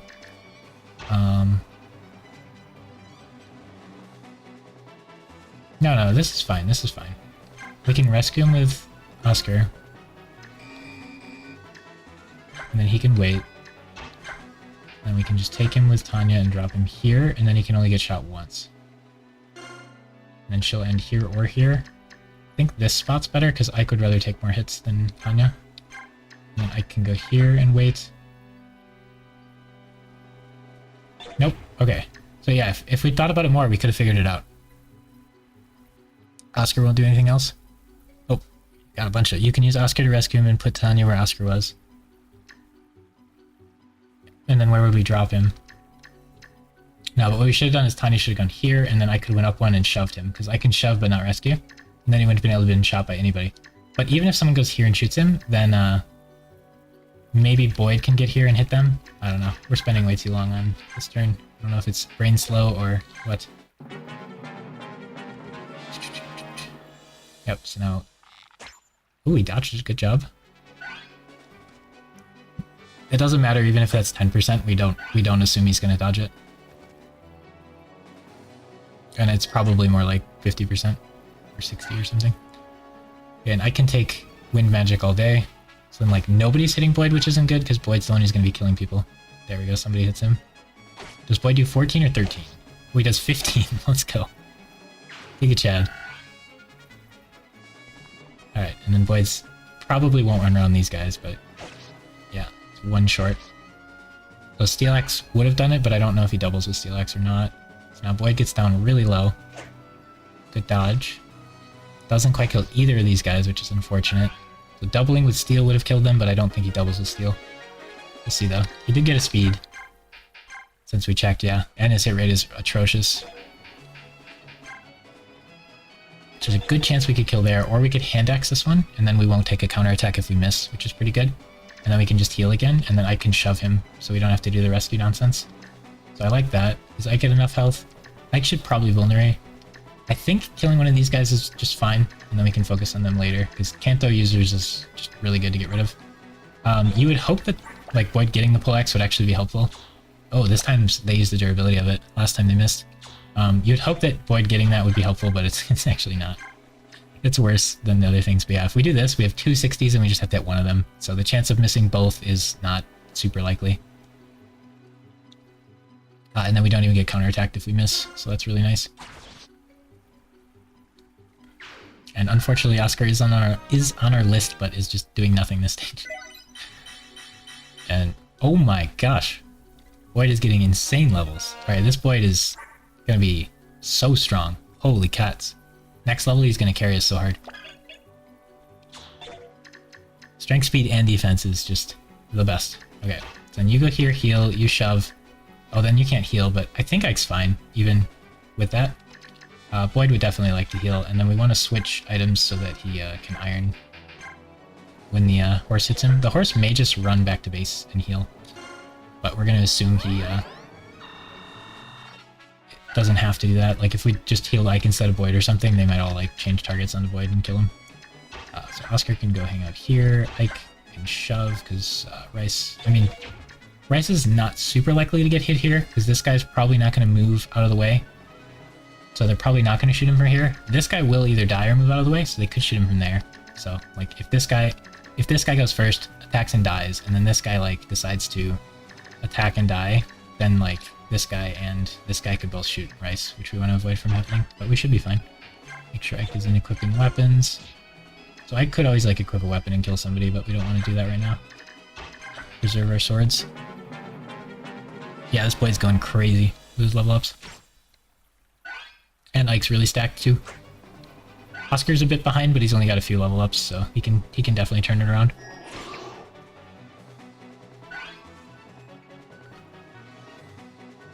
Same speed as 20 out of 1 Ileana. Yeah, my boy's cracked. I periodically compare him to what his stats would be on average.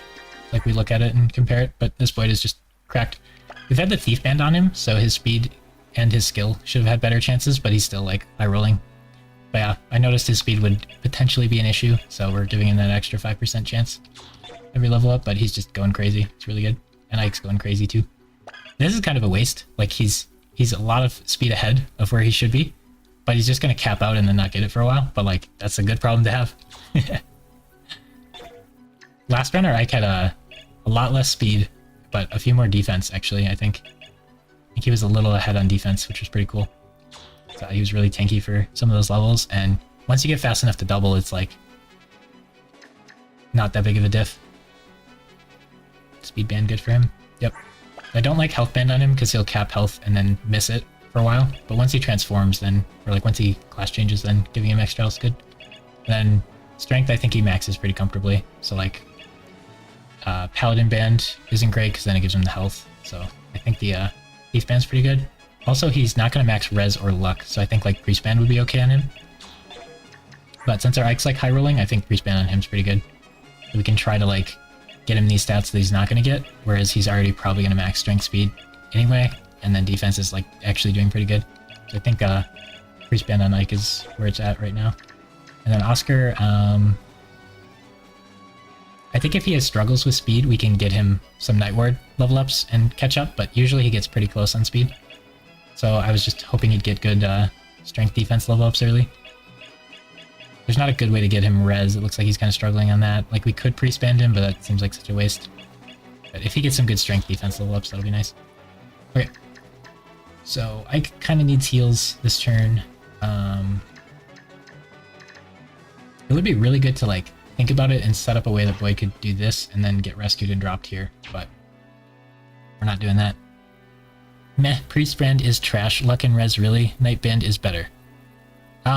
So I don't know if you listened to what I said, but if we're not worried about him maxing, like if we're not worried about Ike maxing strength, then him getting free luck and free res is better.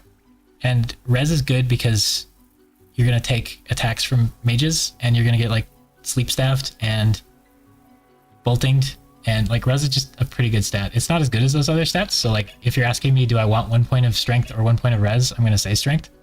But like if you're already going to max strength, then like getting points in these is pretty good. So I don't think Priest Band is trash because we're getting like free stats for it instead of like not getting free stats. And you can like change the band. We're not like stuck having the Priest Band on him forever, so if he gets some bad level ups and is behind on strength, we can like change it around. So I think on average like you're underestimating the Priest Band, but generally speaking it is a worse band than Night Band for sure. Yeah, but like I said, we're already like ahead on defense of where we expect to be, so I think the Priest Band is good. Plus we can't put Night Band on everybody. We could like try to like switch it to somebody before they level up and then switch it to somebody else, but that's like a lot of work and it really limits what you can do during the stage.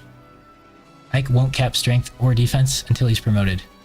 Oh, you're saying like it's, even though he's going to cap it, like eventually it's valuable to have it now, which yeah, it would help with these levels, but like then his like late game's going to be worse.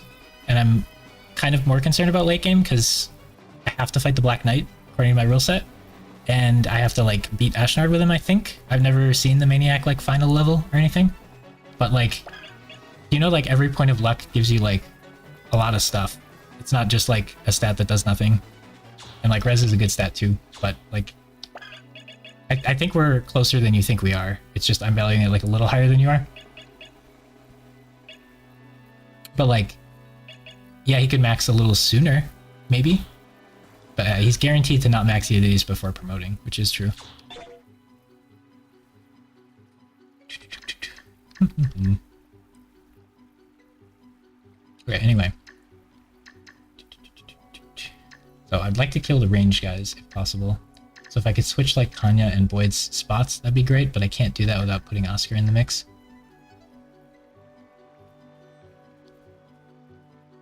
Yeah, I don't think that's... Unless I could rescue him. I don't think I can rescue him.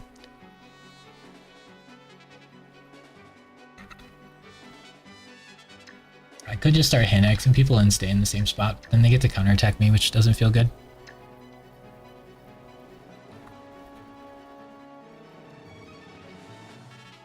Yeah, so my thought of putting Boyd over here earlier instead of over here might have been right. This guy's just going to run back here and heal. So we need to use that time to start killing dudes. If I have Boyd jump out and start hitting this guy, he might just get hit. Like, they might all just decide to start hitting him, and I think they could kill him if they all went for him. This guy is going to run over and start hitting Boyd, which I don't like.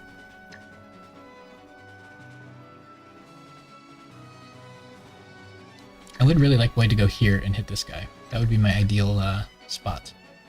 But if I do that, I have to put Oscar somewhere. If Oscar goes here, he's going to take 20 from these mages. And then this guy could hit him, and this guy could hit him, so pretty sure that would put him in death's range. 17 and 14 would be 9 and 6. Plus 20 is, yeah, definitely death range. We could -2 from that, though, because he'll have the defense boost. So he probably would dodge one of those, but it's not worth taking the risk, obviously. Why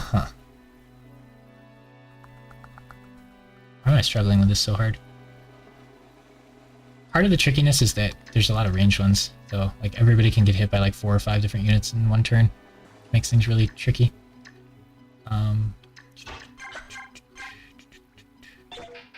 Really nice is that he could just kill him and then he wouldn't get to counterattack if I steal X, but you know, he might miss as well. The 6 damage isn't that big of a deal. So we know this guy's gonna run away. I'm pretty sure his AI won't turn and attack Boyd. So if I went and I attacked this guy, I would have to be able to survive all of these guys hitting him. I don't think Boyd can do that, but this boy did get 2 defense recently, so maybe I should reevaluate that. Like, this guy does 6 to Boyd, and this guy does 9. And that guy only does 6, so that's 21. This guy does 7, so that's 28. And this guy does 8. That's 36, and then he does 1 extra for that, so it's 37. So he would just barely die if they all decided to attack him. Which means if I kill one of them, then he's free to go do that. I could just hand X, I guess, and then hope it kills, but like the chance of hitting both is really unlikely. If we hit one, they might run away, which is kind of nice. If Oscar was better positioned, he could like run out and stab and then run back in, maybe. Because I can use a few attacks with him, but like next level is going to be pretty sketchy, so I might want to like not use those 8 if I can. Gotri will come back next level and we'll have lances, but he'll be on the other side of the map, so we're going to beat like half the level before we have a chance of trading. It's going to be quite a while before we can like actually try to catch up Oscar on XP.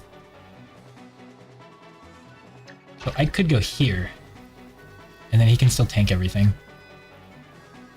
And then that would let Tanya go here and Boyd go here, which would get everyone where they want to go. It's just Ike would lose his defense bonus, which I think is fine. And then we could have Rice heal. We could have Rice heal Ike this turn, because Boyd doesn't need it, which is really nice. I don't really like the idea of Ike going here and losing all his defense bonuses, but I'm pretty sure full health Ike is chilling. Then you can go here and heal, and then you could go here, take and drop, and then you'll be vulnerable to 1 attack from range, but you're at full health, so you're chilling. I'd rather you be vulnerable to 1 hit than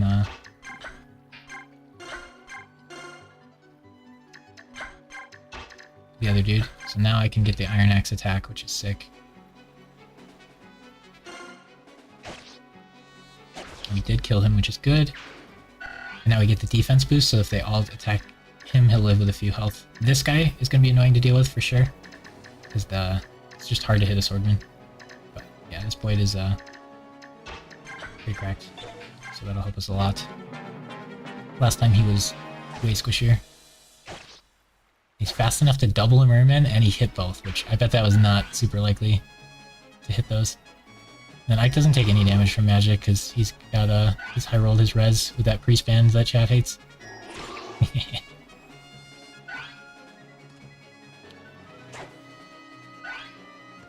and then they all choose him, which is totally fine.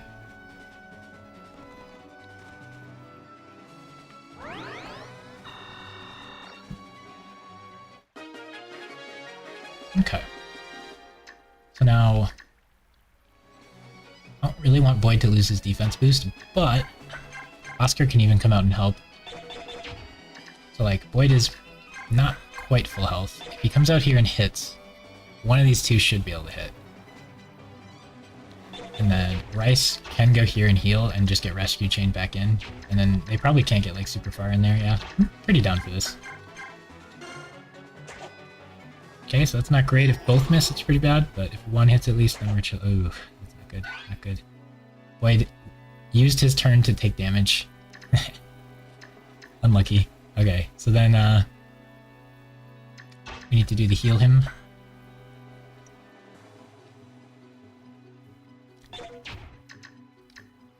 Luckily, none of these guys can get to the square, so I don't have to field a unit on it. Because like, I could rescue Boyd. I could rescue Boyd and drop him off here. Potentially. It'd be a pain. If they were closer and could get in, but they can't get in, so I think we're chill to just do this. Do I want... I want to give him the hand axe in case they decided to attack him. We might use a few durability on it, but that's fine. Rescue you. Take and drop. And then Oscar could go here and he can't get hit anymore, which I kind of like. But he can get hit over that wall. That's worse, actually, than where he is. He could go here, and then they could go here and hit him, which I actually like, so then I could go here and counter. This spot seems good. So, like, if this guy goes here and shoots Oscar, we're kind of happy with that. And then Soren should be out of range. I think Ike's going to step back one so he gets his defense boosts. It will, like, make them go different areas. But Boyd wants the hand axe if this guy, or this guy fight him. And he doesn't want it if this guy fights him. But, you know, that's an OL angle. I do have to check if these four guys all target Boyd and hit him, does he die? Which, maybe yes. I think I checked that earlier. So Ike maybe has to hit something. You don't believe in the pre-span late game? That's okay, you don't have to like it. I completely understand liking the Nightband better. If I had infinite Nightbands, I would feel alright just like equipping them to everybody and not thinking about it. But my logic for it is I'm pretty sure Ike's going to max strength, and I think he's probably going to max defense also. So I value getting the other stats a little more, because I think luck will be really good on him. But I'm not necessarily right. Could be wrong. Where's our band exchange? That'd be sick. The one in Clash you can swoop in with Flyer and kill a guy, the others you can drain at your leisure. The one in Clash. I don't know if I get that comment. Okay, so if all four of these guys hit Boyd and he dies, I have to kill one of them with like the Regal Sword right now. So I gotta count up the damage, I suppose. Boyd does get a bonus against both of these guys because Axe versus Lance. So they're 16 and 13, which means 5 and 6. So that's 11 damage plus 12 is only like 22. So he should be fine. I can go here, and unless we mathed wrong, we should be chill. I'll move Soren up one, even though I don't think they can hit him there. Keep in mind, this is my first time doing Maniac, so if you're talking about like stage 22 or something, I haven't gotten there. So I don't know what changes there are in Maniac, but I guess I know what it's like in regular. But I imagine they add a bunch of stuff to make it way harder, because I've heard people say like Maniac's really hard.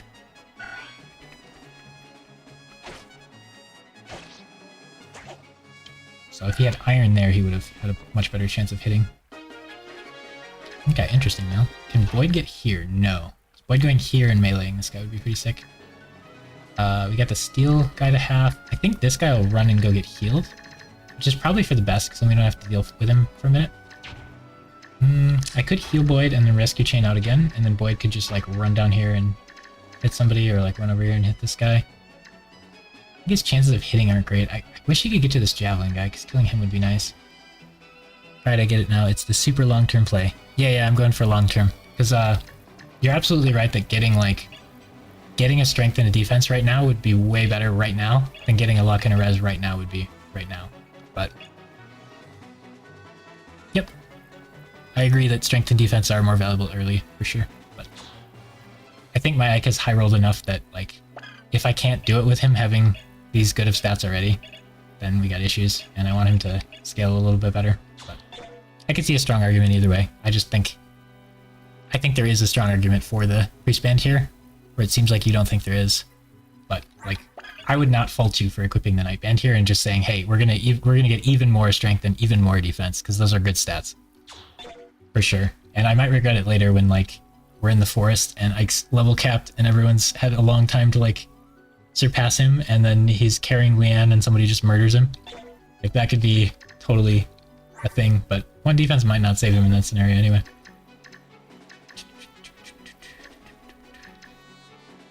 Okay, so if I heal Boyd, I can do the rescue thing again, and then Boyd can, like, kill this guy, or he could hand axe this guy, which is like, okay.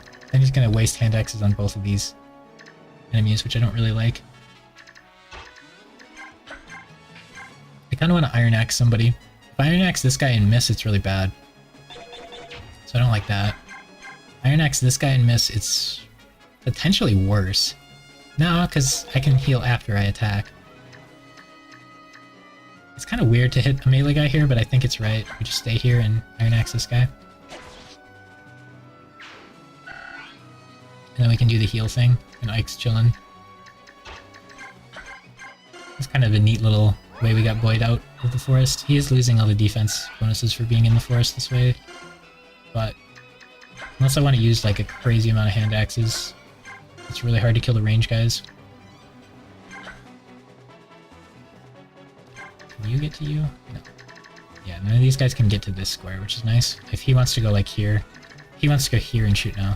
This is the only guy who can even go here and shoot him, which isn't that big of a threat. Yeah, I think we're chilling. Should be done with this early spot.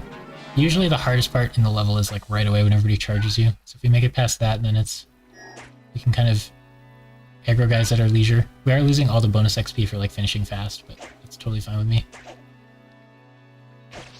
Without Titania, I think you don't have much chance of getting that in most stages. And on Maniac mode, it's, like, so low. Oh, he didn't get a speed! Boyd!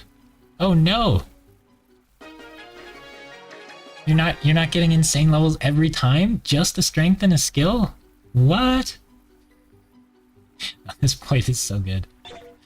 Oh gosh. He's gonna make future Boyds seem weak with how insane he is. I should probably just kill the Javelin guy, huh?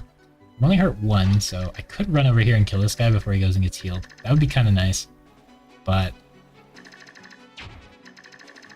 it's a little much. Seems unnecessary. We should probably kill one of these guys. The Canto Horse is kind of nice to get rid of, but he might just attack me, so I think killing this guy's good. If I miss, I'm still not going to die, but I will take an extra 5 damage.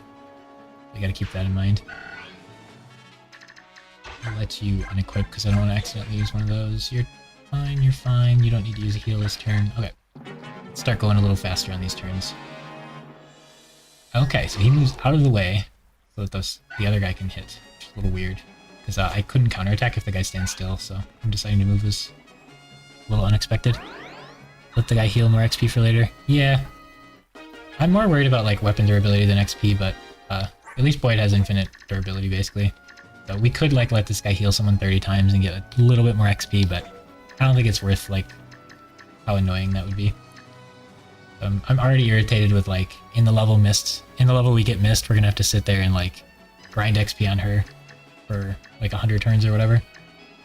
So I'm going to try to avoid doing that other times because it's not particularly fun, especially if you're going to, like, especially if you're doing an Ironman, so then you, like, die in the next level and then you have to start over and do that all over again. It's not super great. Oh, we got Stand 5 Octopus, let's go. We're doing the Japanese version of this game so we can get a higher difficulty, because the English version doesn't have the hardest difficulty. And it's our first time doing this harder difficulty, and we're adding a bunch of extra rules because we hate ourselves. So, like, everybody I've ever seen play this game uses her a ton, and she just, like, solos the early game for you. And we're saying she's not allowed to equip a weapon. It's one of the big ones. I don't know how familiar with Path of Radiance you are, but that's, like, the biggest change. And then we're also doing, like, if somebody dies, we can't just, like, reset and save them, we'd have to start the entire run over if we wanted them back, or we have to keep going with them dead. And then the units on the screen are the ones who are allowed to equip weapons, but the biggest one who can't is her for sure. Everybody uses her a ton. Okay. And right now, this man, Boyd, has been getting great levels. He is so good at killing units, but he's not very good at living. He's a little better at living than he used to be, though, which is nice. He can kill him in one hit if he hits. His accuracy is really bad, too. This game has a mechanic called biorhythm. So for each stage, they're at like a spot on this chart, and if it's lower, their accuracy and stuff goes down, and if it's higher, their accuracy and stuff goes up. And for some reason, Boyd's always low on it. Like, I've checked like every stage and he's had bad biorhythm. So like his hit rate is just atrocious. And he has this ability that doubles the effects of biorhythm. And we can't take it off until later. So it's so rough. Yeah, next stage is going to be really hard to get the... This map's when Tempest kills him. Tempest has killed him every map so far this game. This map has not been as bad as like the first map even. The chapter 1's really hard without Titania. The first time I tried it, I literally ran out of vulneraries. The second time I did it, everybody was one hit from death, and I beat the level, and there was still an enemy left. And I ran out of vulneraries. And then the third time I had a few vulneraries to spare, but like it is hard. Because you gotta get the Seraph Robe. So what really did me in the first try was Titania got trapped when I got the Seraph Robe. And the second time I figured out how to get her in and grab it and get her out. But if she has no weapons, like, she can get surrounded pretty easy if she's running out to get it. Okay, so the risky play is if we do this, and then if we miss both, bad things happen. So I kind of would prefer to just kill this guy. Seems unlikely that we'll miss both. We do have the poleaxe, so you can see how bad it is. It's super effective against mounted units, so it's supposed to be really good in this scenario. But it has 54% chance of hitting, and does 25 damage, but it weighs 20, so we don't get the double. So this does 13 twice, which is more damage. And we got a higher hit rate. And this is like the most basic axe in the game. So yeah, I'm not really sure when you're supposed to be using poleaxes, but it seems like they just kind of suck. And you only get 4 weapon slots. So like it's pretty rough to like find room for it. And then before we get the convoy, we want to keep 3 weapons on, not 4, because if they drop a weapon, we'll have to discard one. If we do it the other way. Okay, so now we kind of want to surround him so he can't move.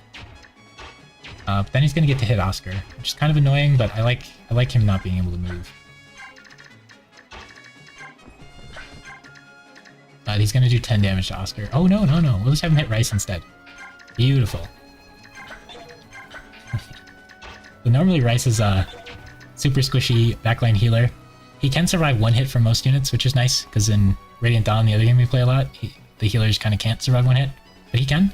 But the one thing he has going for him is he has like 15 res for no reason. Well, it seems rather high, because he'll max in 5 res, and he has like the entire first stage to just get 5 and then max on it. But like, that means this guy does -5 damage to him, which is great, because this guy does 10 damage to Oscar. Poor guy Oscar. It's so funny to be using Oscar and have him be like so many levels behind. I think I've never done that before. I very rarely will use Oscar and Boyd in the same run. I use them so often because they're early game units and you kind of have to have somebody early game. So we could have Boyd go down here and fight this guy, because we got this guy trapped up here. Soren could actually block him because Soren is pretty good at mediocre res. Late game paladins are hard to kill without... Yeah, we're not doing forges, so that's going to make this a lot harder than most Maniac runs you've seen, I imagine. Possibly even impossible. I know paladins do tend to cap a little lower than some other classes, but in this game they're generally pretty good. But on Maniac I imagine they won't be able to run one-round people, which is something Boyd probably will be able to do, so that'll be nice. 60 hit is a bit inaccurate though. Yeah, if we're talking about forge weapons, I don't do forge weapons. Unlike any playthroughs I play, I always ban them, so I don't know much about them. I don't really like what they do to the game. I think it's too much to be able to take like a hand axe and add like 6 might to it or whatever. It's just kind of ridiculous. You definitely want poleaxe for it. Oh, okay, you're justifying poleaxe. So you're saying that like late game, if I give a poleaxe to Oscar, he'll be able to one-round a paladin Maybe, because he'll have enough strength that he can double with it. Okay. It might be useful late game then. That's good to note. I probably would have just put it in the box and forgot about it, so good call on that one. So I have two 60% chances. The chance of missing both times would be 38% times itself.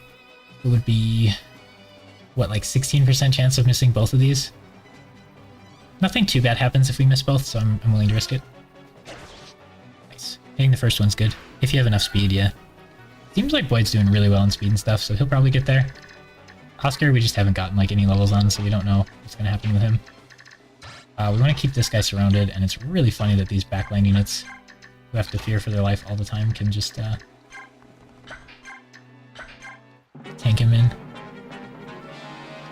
Yeah, our Ike is so tanky, it's great. I love when somebody's tankier than Titania. We've dumped so much XP and he's gotten so many good levels that his strength, speed, and defense are all higher than Tanya's, and his res is higher than hers too. Okay, so Soren doesn't want to be there. I think we just want to have Boyd go back up here and kill him slowly. There's no, like, need to finish quickly, so it is taking a lot of turns, but that's fine. And it's taking a lot of time, but that's fine too. I enjoy the theory crafting. If I put Oscar here before Boyd goes, I'll get 10% extra crit, which means this could crit, which doesn't matter in this case, but in a lot of other cases could matter. So like positioning Oscar is a big deal. They have a bond, so they get extra stats for being near each other, but it's just crit, which is usually not a great stat, especially when you're Ironmanning. It's so unreliable. Give that mage to Oscar? Maybe. He does want level ups, but I think I really just want him to be able to attack next stage. He doesn't really do enough damage, it probably won't be that useful, but I think I want to save most of these for next stage, and it would have taken him 2 hits to kill him, not just 1. So I don't know if I want to use a fourth of my remaining weapons just to get a level up here, but maybe it would have been worth it. Again, if I didn't mess up with Gotri, we'd be trying to get Oscar a bunch of levels here, and then next stage he'd be a lot stronger. I might like try to get him like the boss kill or something, but for the most part I'm probably just not really having him attack anybody this stage.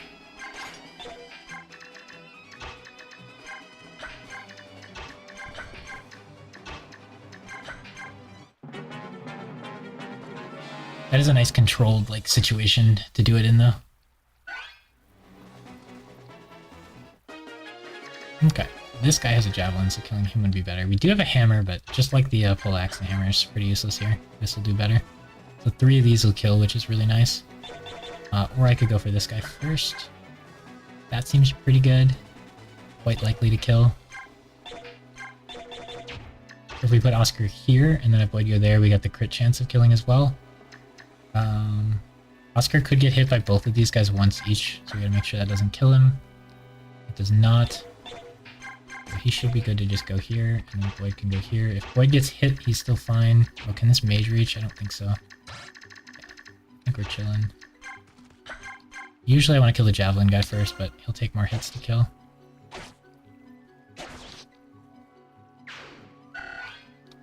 Okay, so now we can just pin him in here. We don't have to worry about positioning like Soren around him or anything.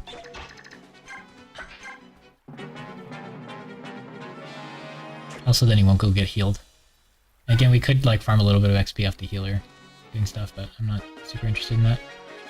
Okay, so if I position Oscar for the crit, then this guy can javelin Oscar, but I think that's fine. This guy can steel sword me. I could kill the priest now.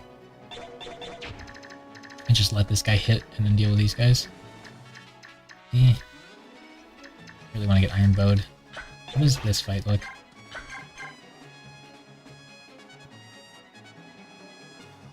Yeah, that's not great. Not a big fan of that one. Okay. I think we ignore the crit chance for this turn.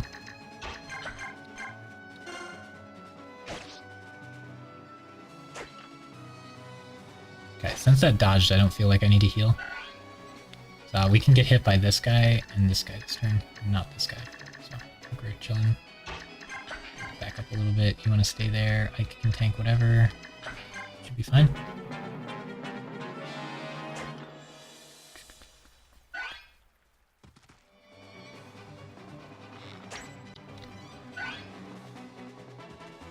Ooh, he's hitting Ike over Boyd. I like that. Okay. Now, we probably just want to kill this guy. He's good at Javelin. It's pretty annoying. I'm not sure how to deal with this guy. Normally I would say Oscar. He has the weapon advantage there, but again, we just don't have any spears. Alright, Boyd. How many insane level ups are you getting? Alright, yeah. Strength, speed, we take those all day. The plan with Boyd is to have him be Vantage and go crazy with that. The chance of him dying with Vantage, me piloting it, is going to go up versus him not having Vantage, because I'm going to do something dumb with him and assume that Vantage will fix it. So it's probably worse to put Vantage on him than not, but we're definitely going to do it if he lives that long. The thought of like a 30 strength Boyd vantaging you, it just sounds great. And then we'll give him like Wrath or something to go with it. Wrath or Guard or Adept. Probably Wrath. I'm going to go with the Ether Ike because I find it difficult to find people who want occult scrolls. And I don't really want to give Ike like premium combat skills like Adept and Wrath and Resolve, and then you gotta like delete Adept for Resolve or something. Like, I think that would increase our chances of beating the Black Knight, but it's fine. I want to give him like Miracle and Ether. Big Boyd. Yeah, this Boyd is insane. He's gonna cap Strength before he class changes. He could cap Speed before he class changes, which would be also insane. We might want to switch bands pretty soon since he's doing pretty good on both of these. We could give him that Priest band and give him those extra stats, you know? There's nothing that gives defense besides the one that gives defense strength and the one that gives defense health, and we definitely don't want to be giving him health or strength growths. So skill would still be nice. We'd probably just leave the skill speed on him, but we'll consider switching it up. Okay, so Boyd already moved. He's at good health. Ike is fine. Nobody else really needs to do anything this turn. I think that Swordsman's going to be annoying for sure. Ooh, that guy's attacking Boyd. So I could have Hand Axed instead if I wanted to counterattack there, but then he would have just attacked Ike anyway. Okay, so that Priest is kind of in the way. I could shove him and then go hit this guy, because I really don't want to deal with that guy yet. But I would like Boyd to take out this guy pretty soon, if possible. Yeah, not great hit rate, but I think we still gotta take it. Like, these don't one round, so... Not great, not great. Too bad Oscar can't swoop in there and yank the kill, you know? But yeah, Oscar should be able to survive standing here. Nobody's low enough, I'm too worried about him. Oh, did we put him in? Okay. That would have been bad if we put him in range of the mage. I think he'd still live, but we'd prefer not. Ether is great, keeps him alive. Yeah, I think Ether's really good. It's just, we're saying we have to beat the Black Knight, and I don't think there's a way to guarantee that you win that fight. I think your odds are better if you use other skills than Ether. So it's probably smarter to do that, since it'll end our run if we fail that fight. But it's just like, none of the occult scrolls in this game really feel great. Like, Ether feels like... Bulks and Ikes feel like the best two, and then like, Soul on a horse is like fine. Like, okay. It doesn't do bonus damage, it just heals. And like, yeah, it just doesn't feel great. I like Deadeye, so I'm going to give it to Rolf, because it just doubles accuracy. It's like, you can count on it doubling your accuracy. But I don't think he really needs that. But I don't think it's like amazing. And then if we look at like Luna on Braum or Gotri, it's like, yeah, I don't know. Even if it procs, I don't know if that like one-shots somebody, and they're probably not going to double. Although ours might be fast enough to double. I don't think Luna's very good. And then what, like stun for Pegasus Knights? That sounds kind of bad. Who else can get it? And like Mist doesn't even want Soul. Cold Scrolls are kind of meh, and Path of Radiance, yeah, I think so. The Volk one's sick though. He has like a 50% chance of one-shotting people. That one's fun, and then Ether's just really fun, and it's good. You get to attack twice, is kind of part of what's really nice about it. Because in Radiant Dawn, it like triples damage on like all of them, just like triple damage and then do something extra. But in this, it's just like do something extra. But Ike's lets him attack twice and then heal off one attack and do a little bonus damage on the other attack, which is kind of nice. Like cut armor or something. So if we go here and we hit this guy, one of these two should surely hit. And then that guy's going to be a huge pain to deal with. We're going to lose a few heal stabs on him, potentially. I think this is a situation where Oscar might finish him off. If Boyd only hits one, I think Oscar might finish him off for us. One durability for a last hit's pretty good. Yeah, if I'd been better about managing my stuff, a lot of what this level would be is like Boyd damaging a lot of people and then Oscar last hitting them if he can. So we're gonna have to heal this turn, probably. That should be fine though. Ooh, if he hits both, Oscar doesn't get it. Okay. So now if we accidentally end the turn, we lose. So if Oscar misses this, it's not great, but we'll definitely give him the XP if he wants it. On that hit. Okay, Oscar, what's your 4th level up of the run gonna be?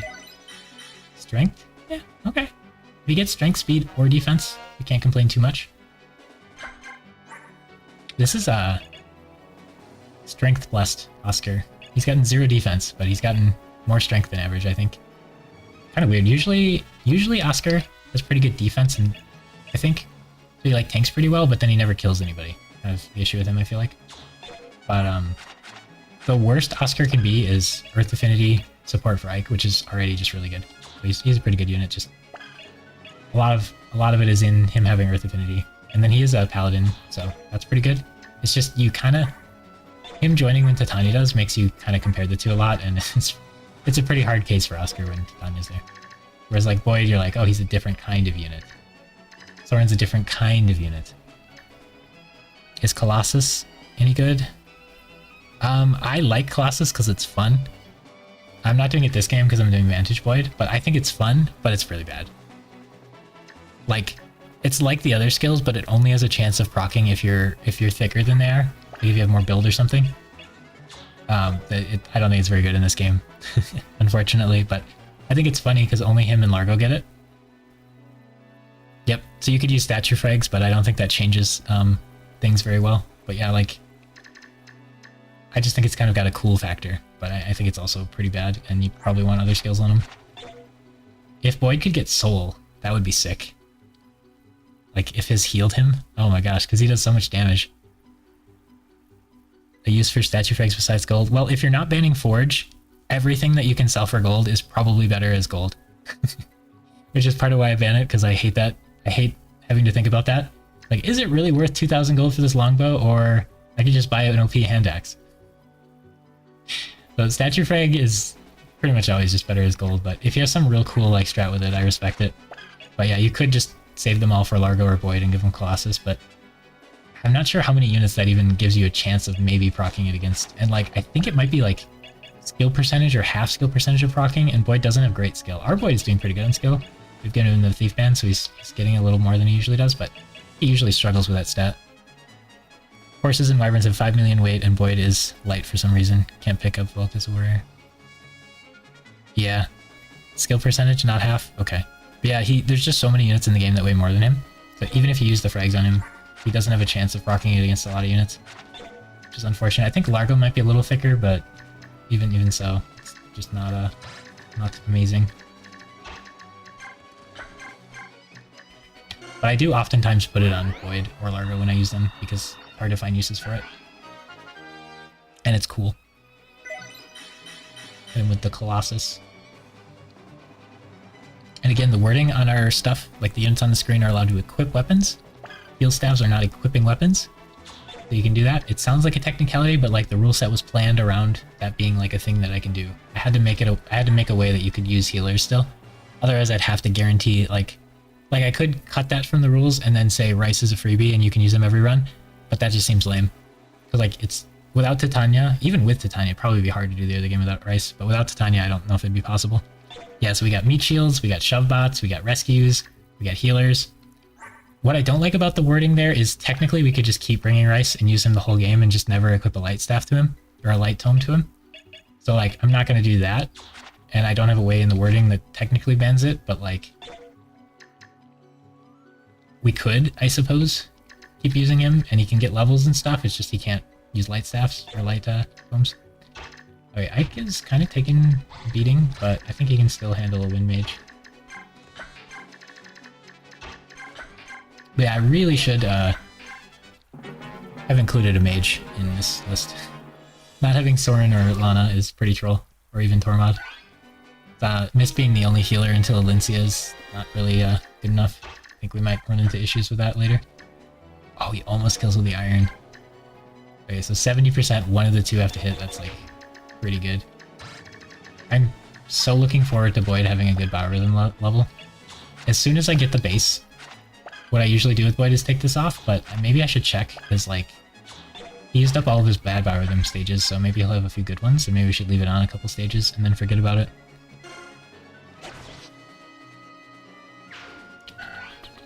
Just keep the Tempest on him.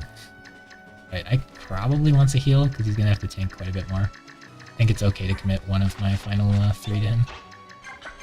I'm pretty sure Rice will get mend for the next stage, and then that'll be like plenty for the next stage, I would hope. One would hope.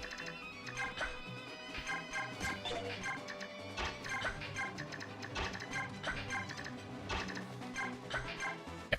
We could see how much the hammer does, but it's bad. I still kind of want to do it though. Oh, we got that guy aggroed as well. Can't one round him, so it's kind of annoying. Maybe I should pull back. Who even has the hammer? Okay. I think we should pull back and deal with these guys slowly. Oh wow, that's good. No heal taint on this stage at least. Okay. We'll risk giving him the hammer here. The hammer's so good in Radiant Dawn. Makes me expect it to be good in this game. Okay, so we just do that, and then you still have iron, which is fine. Go up here. We'll just lure them out. If I go towards them, they'll more enemies will come. It's gonna be 19 once. Yeah, it's worse than iron, because iron I can do 3 shots and I don't miss, and then hammer I do. Oh, it doubles! Oh my gosh. It's 20 weight. He has 16 strength. I bet most Boyds don't double with it. It only lowers his speed 4 and then he still has 10 speed. And this guy has 2 speed. So we actually can double him. The hammer actually lets us one round him. We'll miss, so it won't run around him, but like, it's really cool. Oh wow, he can almost do it with a steel. This Boyd is insane. I can do it with Regal. Right? No. Wow. Mike, you're showing up a little bit here. That's pretty neat. Okay, so if I do this... Dang, Boyd is hitting hard. Okay. There's a decent chance we miss here, which isn't great. I could put Oscar here first, and then I get the crit chance. And if Boyd misses, does Oscar die? So we'll go for the crit chance here. 10% bonus crit chance, so if the first one hits and crits, he doesn't get a chance to counterattack. And if the first one misses, then there's a chance the second one could crit. So both of those scenarios would help us out. So this one could crit, and that would save us. Oh, unlucky. We'll just move up one, I guess. Shove. Pretty sure Boyd's safe. There's no like mages or anything.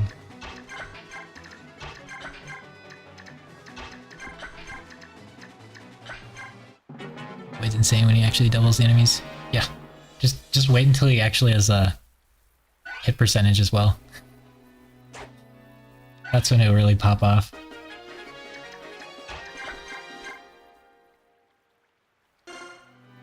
And we don't have crit that time, but it doesn't matter because a hit just kills. Okay. High strength lets him OKO in a game with bulky enemies. He just needs to double. Yeah, so I thought that would be really nice for him as the game goes on, because I remember just in like hard mode, like in the final stage, a lot of the units are like kind of hard to one round. So I figured in Maniac it'd be hard to one round units, and then Boyd having high strength would like let me do that maybe. But the problem is he doesn't have defensive stats, so he'll just die. So he probably can't like run into a crowd of enemies and murder them all. And the thing with like Gotri and Braum is I was thinking they probably wouldn't double, but they might have enough strength to do it if they could double. But if they Night Ward max out their speed, maybe they'll double some of the enemies and just not double some of them. Okay, so Ike wants to block this guy in, and then we can do Anya blocks him in, and then I guess Oscar can block him in. And we probably want to heal Boyd. He's only hurt 12, so I guess we could let him take a little more damage first. Try to greed out as much heal as possible. I love how they choose Ike as the target when the other guys are squishier. It's really nice. Alright, it's probably a waste to use hammer durability instead of iron axe durability, but it's just fun to use the hammer. So we're gonna use it. Here, we'll here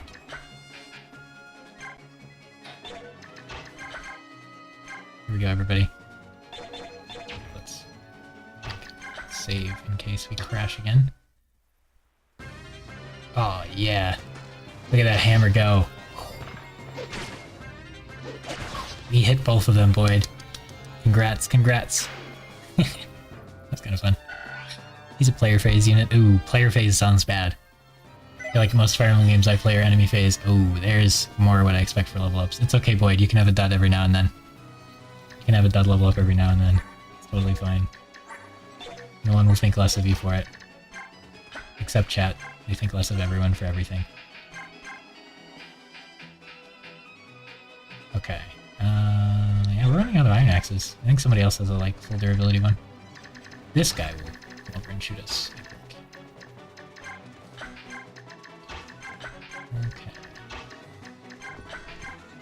Okay. I'm judging him. No. We love Boyd here, okay? This Boyd. When we wipe and we get like a bad Boyd, like our second run, maybe. Oh, I didn't turn it off. Well, we can see some cool animations, I guess. Good job, Ike. They should really have a little thing that shows like the hit rates and stuff on that screen. Kinda sad they don't. I like sometimes turning on like individual. Like right when like class changes, it's fun to like turn on individual and then watch him like ether people and stuff. There are many times you kill a lot of enemies on the player phase. Oh snap. I guess we'll have Rayson, so he can move twice. I figured the levels would be so enemy dense that most of the fighting would be like the vast majority of the fighting would be enemy phase. Which scares me with Boyd, but you know. Doing a few attempts here, it feels like Boyd is required if you don't use Tanya, because you get so many axes and you get so few of everything else. I feel like I just run out of durability if I don't use Boyd. Whereas Oscar seems like way less important, because I'm going to run out of lances and Boyd's like doing stuff in all the levels Oscar wants to do stuff anyway. If I go here, I could potentially one round him, but then these guys are going to hit me. If I'm out of range of this guy, that'd be nice. I'm not. I could rescue and drop. That's fine. We can rescue and drop him. Let's get a little reckless. Oh my gosh, he kills with the iron. One shot with the iron. Let's go. That's the Vantage Dream. Not on a mage specifically, but well with hand axe would be pretty cool. My dream is like full health enemy goes over to Boyd and attacks him, and then just Boyd vantages and one-shots them. So they use their turn to just die. You get enemy phase, but the enemies are bulky enough to live, then kill them in the player phase. Oh, but then you're only killing so few enemies. Oh, I'm scared. Later game's gonna be crazy on Maniac mode. Okay, so this guy can get me pretty far. So if I go 1, 2, 3, rescue.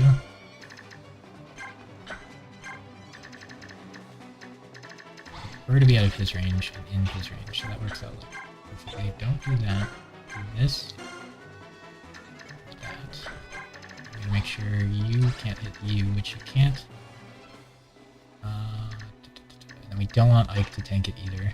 So you can go here. I could have had Oscar end here, so you would have had a crit, right? Which probably would have been smart. I gotta play around that 10% crit as much as I can remember.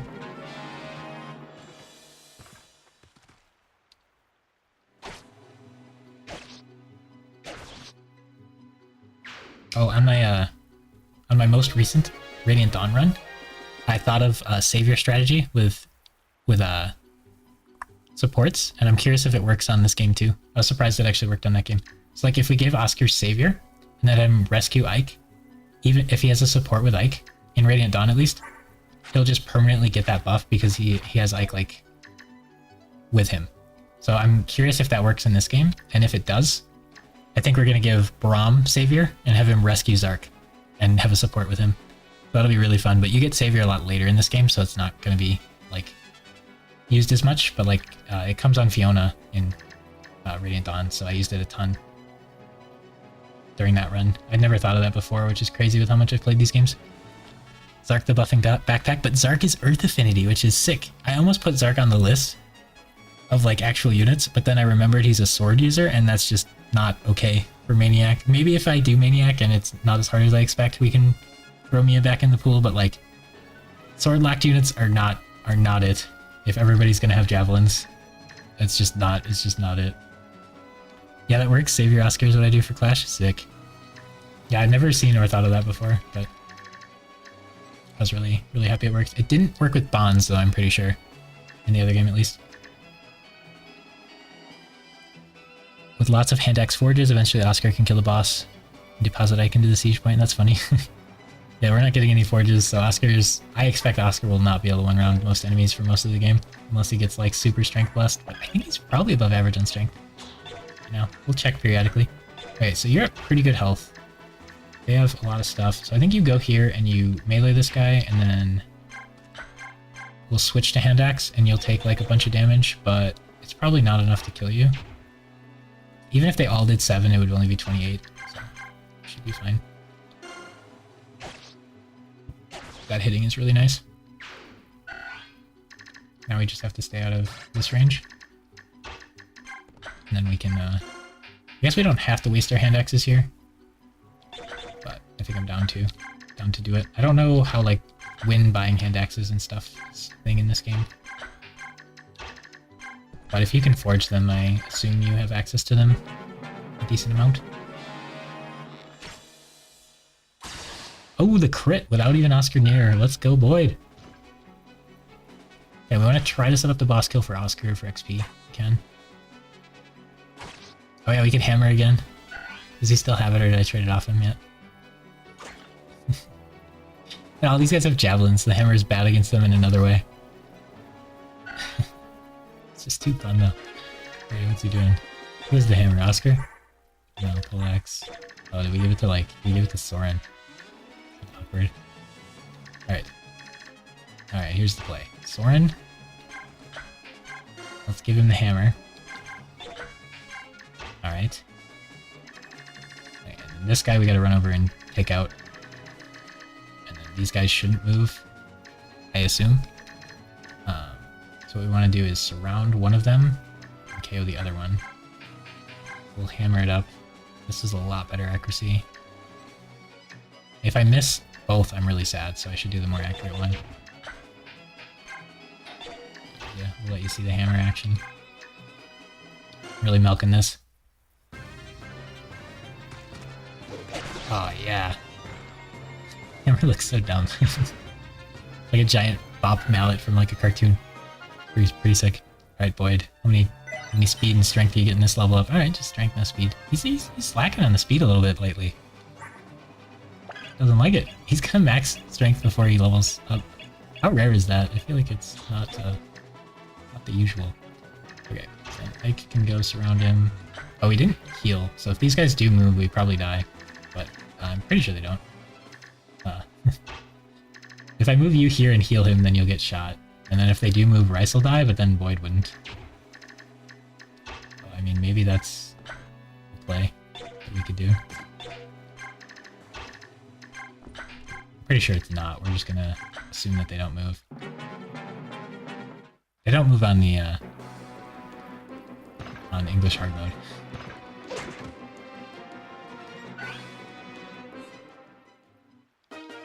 Alright, Boyd. Bowman with the hammer, I believe. Give him a good bop. I think his hammer on Radiant Dawn is actually like really good. Super effective stuff does triple damage instead of double. It's crazy. It's so sad that Ike versus Black Knight, like the best way to do it is just give him the hammer. Okay. We probably gotta heal. How many heals do we have left? That is literally it. I think we should use it now, though. It does heal 21, which I think is exactly as much as it heals. Alright, and then he'll get Mend for next level. I thought he might get it for this level, but he didn't. Okay, and Boyd has to take out these guys. And then on this level, you always want to remember to have everyone escape before Ike does. So you get a little bit of bonus XP that way. Okay, so this guy's a Javelin, so we do not want to let him Javelin. because it'll use up our durability, and Oscar can use that next stage if he wants. It's kind of a waste of a really good weapon, but I'll probably do it. Okay. Yeah, Boyd does 1 round. Can Boyd even set up a kill? Yeah, just enough strength he can't. But with the hammer, if he misses one of these, it might set up a kill. Oh, there we go. He could hand axe him to set up the kill. That would be okay, probably. How much does Oscar do? 6. Pretty good accuracy. So yeah, if we go here and we hand axe him, we'll let him attack us, I think. So then if he hits, that's 1 durability we lose. But I think I'm okay with that. And then we're not going to have Oscar next to him because he'll get crit rate, and I don't want that. I'm assuming they won't move, which is kind of a bold assumption, but pretty sure that's a thing. Oh yeah, we still have animations on, that's fine. Nice, he missed, so it doesn't use the durability. And we want both to hit or Oscar can't kill. Ooh. That makes things awkward. Oscar only does 6, so it would take Oscar 3 hits to kill him, which he would use up my short spear durability in that time. I think Boyd just gets to yoink the kill then. Greedy Boyd. He could miss a 99%. How does Boyd have it? His hit rate. What's going on? He'd hammer, but if it misses, it doesn't help. Yeah, he would literally have to miss an iron. Oh, if he uses iron, then the enemy will get a chance to hit back, so I don't want to do that. We'll just use steel. And then these guys will jab on us, but we're fine with that. We don't want to use our hand axe durability on this yet. Somebody has a iron axe, right? You do. So we want to get that on Boyd pretty soon here. Yeah, pretty sure this is the play. Did I? Oh, I didn't. Good thing I remembered. I would have had to throw this away if I didn't remember. Yeah, I was goofing around with the hammer enough that I almost had him have 4 slots. Then we would have got another weapon and we would have had to discard one because we don't have the convoy yet. Okay. Yeah, we should take the animations off here. Missing there might have cost me a spear durability, which is kind of not great. I'm not good at using the like higher rank 1 to 2 range weapons because they have so low durability. I feel like I'm wasting them anytime I use them, and then I usually just end up saving them forever, and that's also kind of a waste. We want high durability weapons for next stage. But yeah, Oscar probably should have been donated more XP. I think chat's right. I should have found a way to get him a few more kills because he could short sphere for the start of next stage if we need him. Oh well, not too worried about it because next time we do this stage we will have spheres for Oscar. Okay, so now everybody could start leaving if they wanted to. Anya could just leave. I'm down for her to just peace out. They gave everybody a line for escaping as well. It's crazy how much work they put into certain things in this game. So true, my short spear is usually at 14 uses eternally. Nice. Yeah, because like a lot of times you'll like there'll be like 5 guys and you want to use this spear for one of them. So if you equip it, you use 10 uses of it and hit them all. Or you don't equip it and then you don't hit the guy you want. It's just like, it's so awkward. Okay, so can you like weaken anybody? Yeah, Boyd has gotten to the point, like at the beginning of the level, he could weaken people for Oscar and now he can't. He just one-shots them. I don't see a reason to save like a 1 durability axe. I think there's a mechanic in the Japanese version of Radiant Dawn where you have to like sell things to forge things. So in that game, you want to like leave 1 durability weapons. A defense. Boyd. Whoa. Taking a break from strength, taking a break from speed, going in on the defense? He's almost doubled his defense since the start of the game now. I thought he'd be stuck at like 5 or 6 forever. Okay, he's at 9. He's going. He's got more than Oscar. Boyd's a tank. The forge system is different there, yeah. So like if you leave like a 1 durability or 2 durability iron axe and then you sell it, that's like the same as selling like a full one, I think. For like forge points or whatever. Yeah, you want to trade with Boyd, don't you? Don't go there and trade with Boyd. Right, oh no, you already did. You trade with someone else then, huh? You take this steel axe out of his hands. Somebody's got the iron one. You do. We'll just use up this one, I think. There's no real benefit to keeping it, I imagine. And then you don't have too many weapons, so you can get the men's staff. You gotta watch out with Ike, because he'll get the Regal Sword out of combat. So you want to have 3 slots on him, and then with Rice, after this level, he'll get the mend. So you gotta have 3 slots on him. Ike kills the one-range guys with Regal Sword the turn before. Oh, before I started using it on 14 strength Tanya. Okay. Yeah, I'm not the best with the Regal Sword either. I also like save it too much usually, but the previous, both defend levels have a lot of horses that I like to equip it for, so a lot of times it ends up getting used there. Alright, yeah, I don't think you can really, I don't want to use like, I mean, I guess you could. I'm gonna be super greedy with it the whole time and then just waste it on a priest. I don't know, man. Okay, so 2 on this one and kill him. I could do this and then I might miss, but the chances... Why is his accuracy so high? Does this change during the level? I thought it was fixed in this game, and then the other game it changed during the level. But, like, it's almost even. Like, he almost has no... Instead of having, like, horrible biorhythm effect, he's almost at, like, no biorhythm effect, because it's almost to that middle line. So this is like what he would normally be. Imagine when it gets above that line. He'll have more hit rate than anyone. They're just tricking you into thinking Boyd is bad. Okay. Alright, so now everybody can escape and that's fine. We'll go take out that last piece, because why not?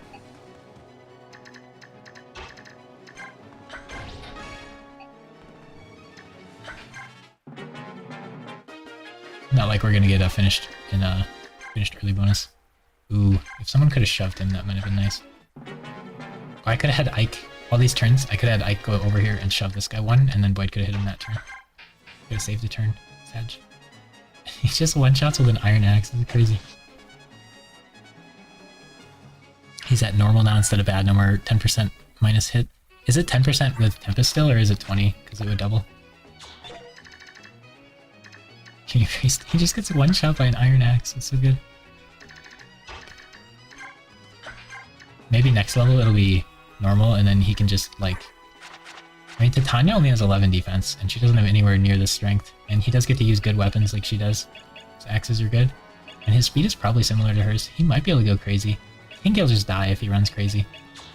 There's a pretty good chance we might not get both chests, but we can... I think we can at least get 2 of the 3 chests. But I haven't done that level on Maniac mode, so I imagine it's going to be quite difficult. Without Tempest, it's 5. Oh, okay. Bad and worst are the same. Alright, so he just has like minus 10 hit for the entire early game. Red staff. Ally escape, so you get 30 on Maniac mode for having all the other guys escape, assuming no one has died before then.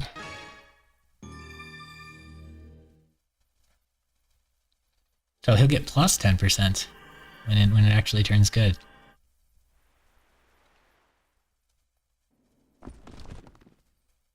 Okay, now something I didn't know for a really long time in this stage is if you pass... I don't know where the line is. There's a hidden line somewhere. Like here or something. And if you pass this line, that's when Gotri and Shinnin come. So you can like delay that a bit. But one problem here is the thief. Oh, does he... On hard mode, does he start here or does he take a turn or two to spawn? So the thief's gonna go here. If I have them spawn, Gotri can at least try to fight him, but without Shinnin's help, I don't think they can kill guys and get in here quick enough to block. If you let Shinnin and Gotri fight, I think they can get one here, and just block this out, and then just stall. But I think with just Gotri being allowed to equip weapons, it might not be doable. Because if they can't block both doors, it's really bad. So enemies just flood in. If you stand in front of the soldier guarding the chest rooms, yeah, so if I can get somebody here or here, then I should be able to get both chests. Or I can run to the thief and try to kill him. There's a lot of different ways we could go about this, and I'm super not used to the layout with Maniac, however many enemies they add. Right here, our sword delivery will come, and then Ike will be able to fight again. So one option is Boyd could just run this way and go for it. If I go up, I could have somebody run up and then they would spawn like immediately. It might be better to have them spawn sooner, because I don't think that'll affect the thief rate, and it maybe another thief spawns or something, I don't remember. Delivering the iron twig. The good old slim sword.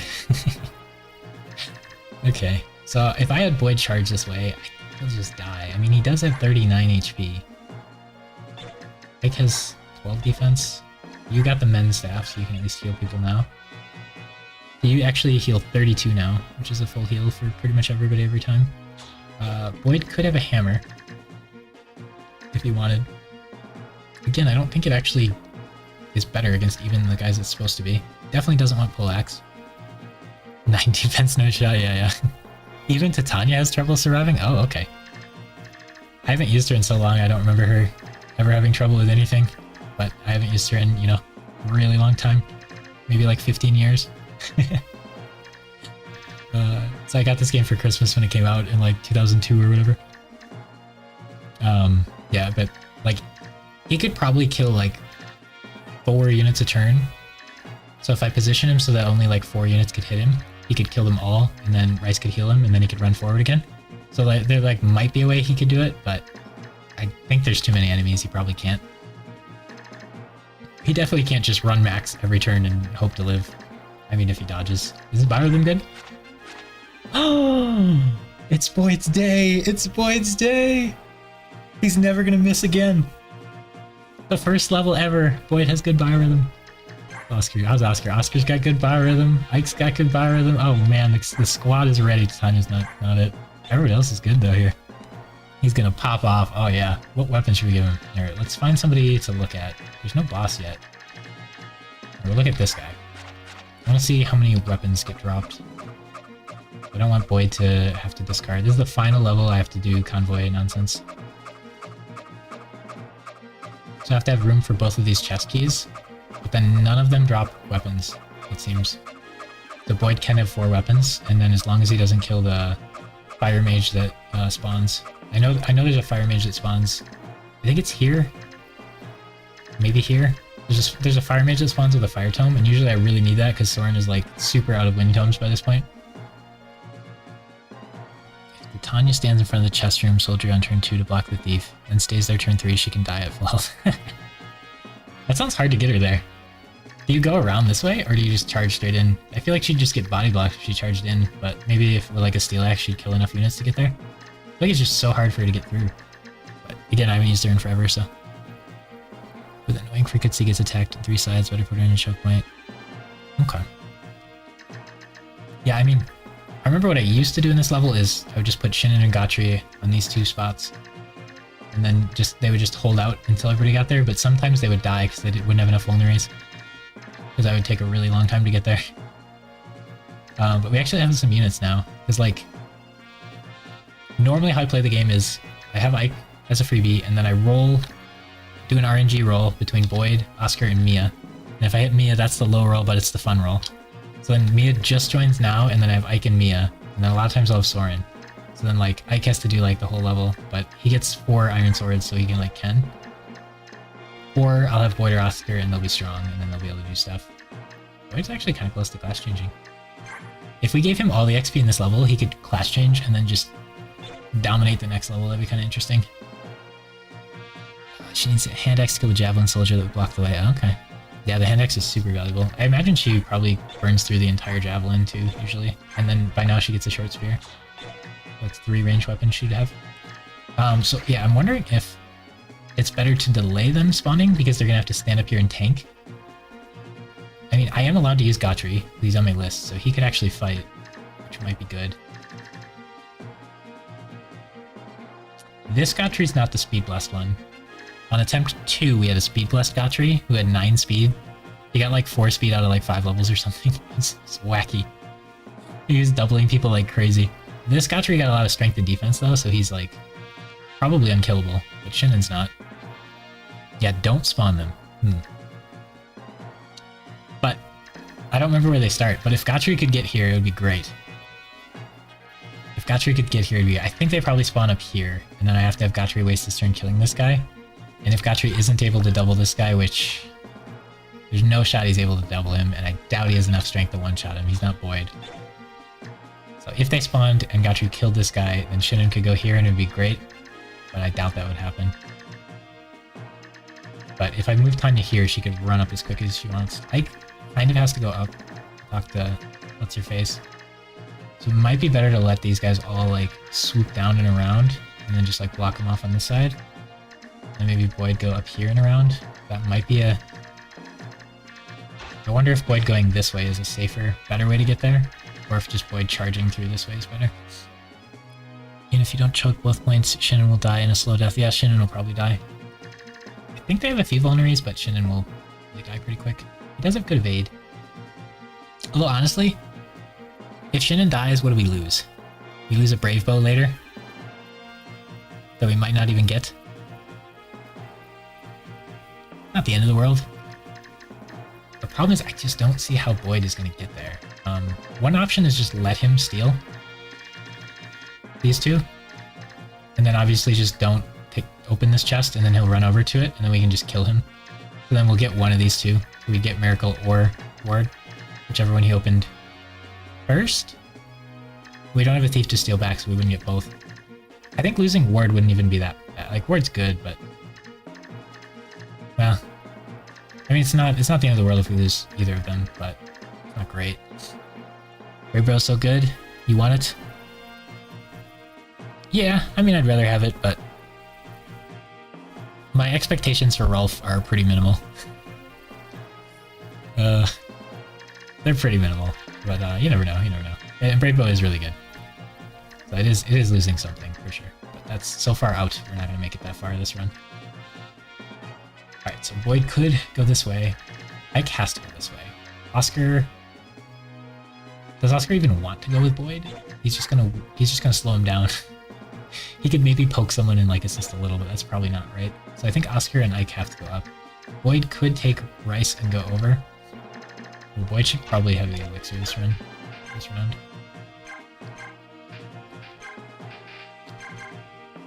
I only have a 2 vulnerary. Oh yeah, you get a 3 vulnerary. Let's give Boyd a 3 vulnerary and an elixir.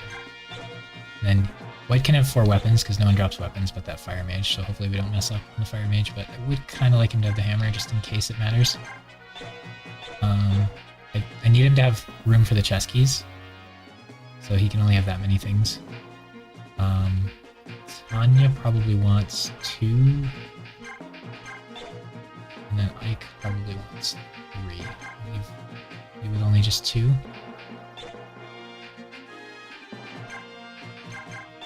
We can give Soren some items. There's a chance Soren and or Rice will die though.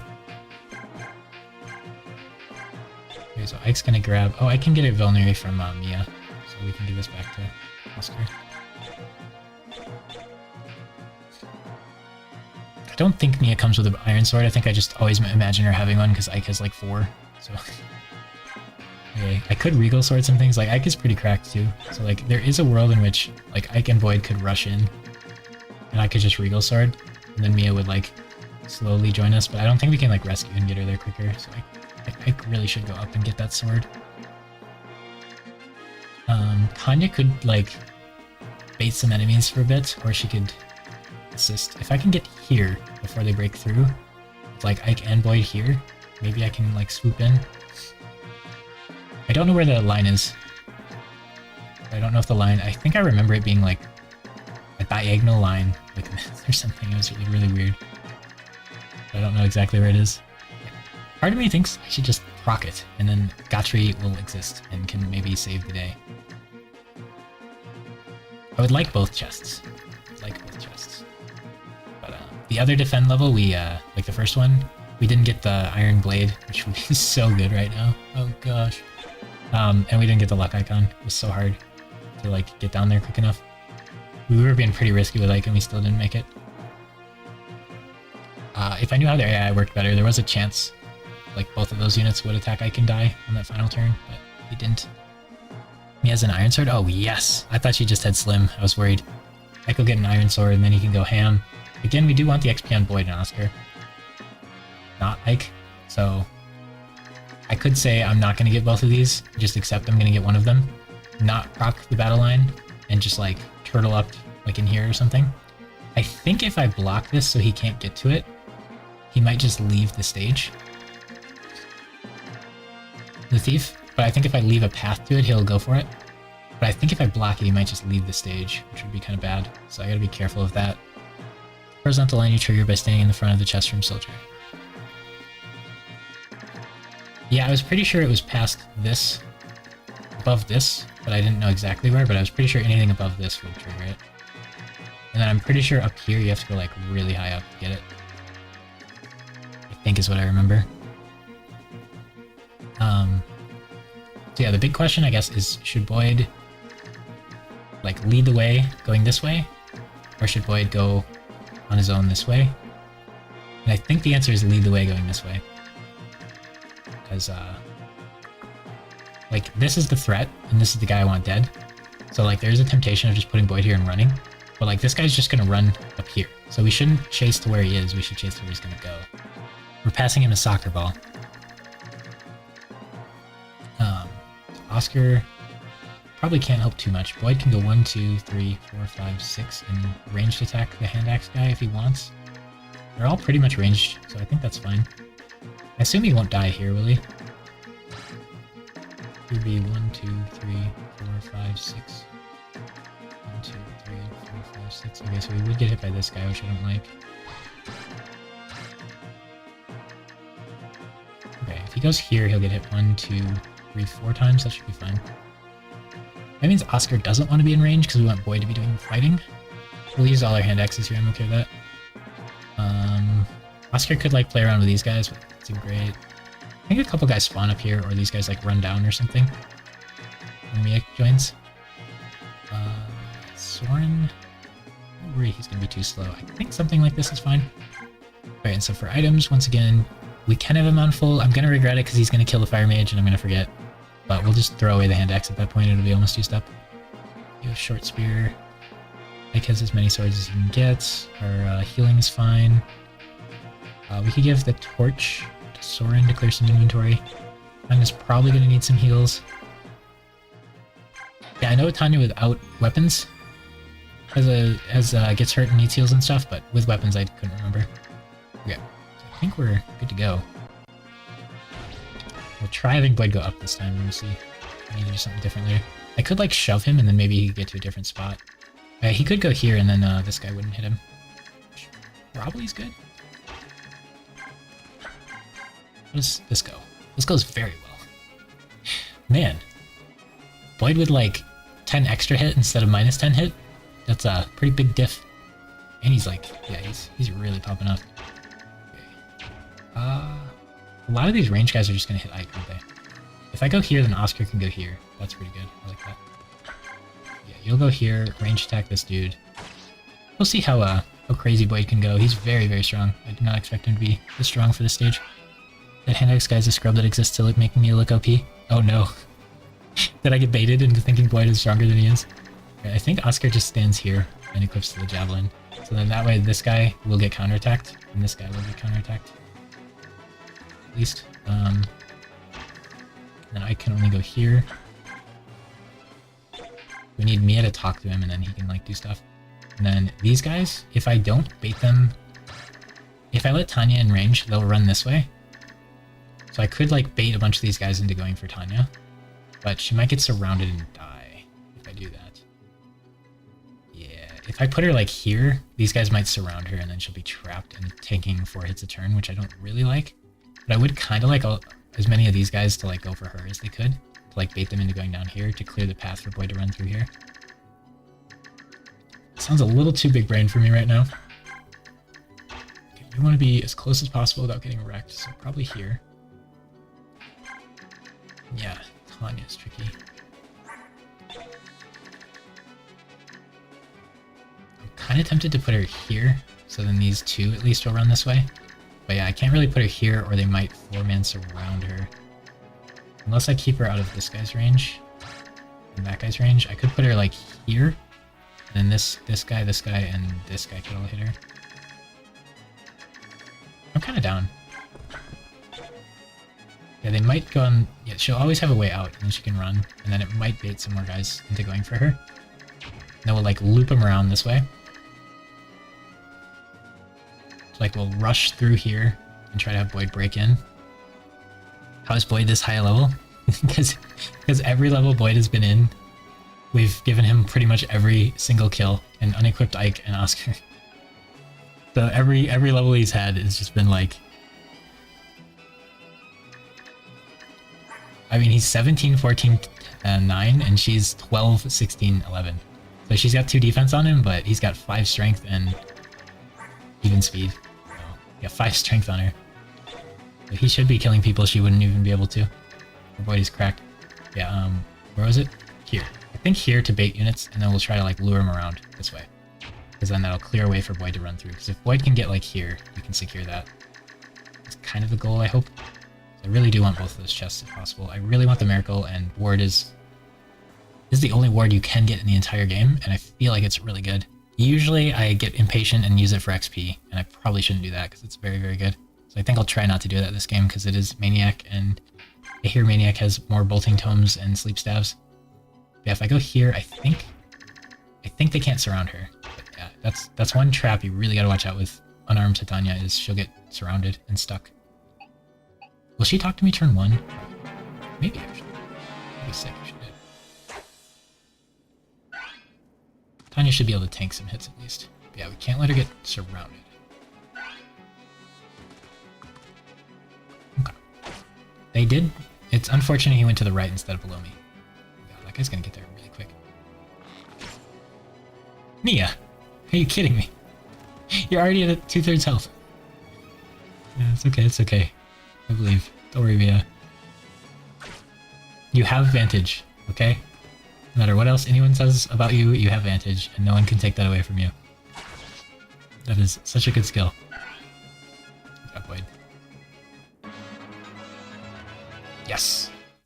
Okay, so you have to be sure to put him in her range first turn, because her using her turn to talk to you instead of you using your turn to talk to her is massive. I wish Lana would talk to me in the defend level, instead of standing there waiting for I to talk to her. At least she doesn't like attack you. Okay, everybody. Mia! Oh, we got the sword band on her. I think I wanted that on Ike. Let me check. I did some planning beforehand. Yeah, I wanted the sword band on Ike. Yeah, it may have changed based on his level ups, but initially that was my thought, is sword band goes on Ike. What does sword band give? Why would I say that goes on Ike?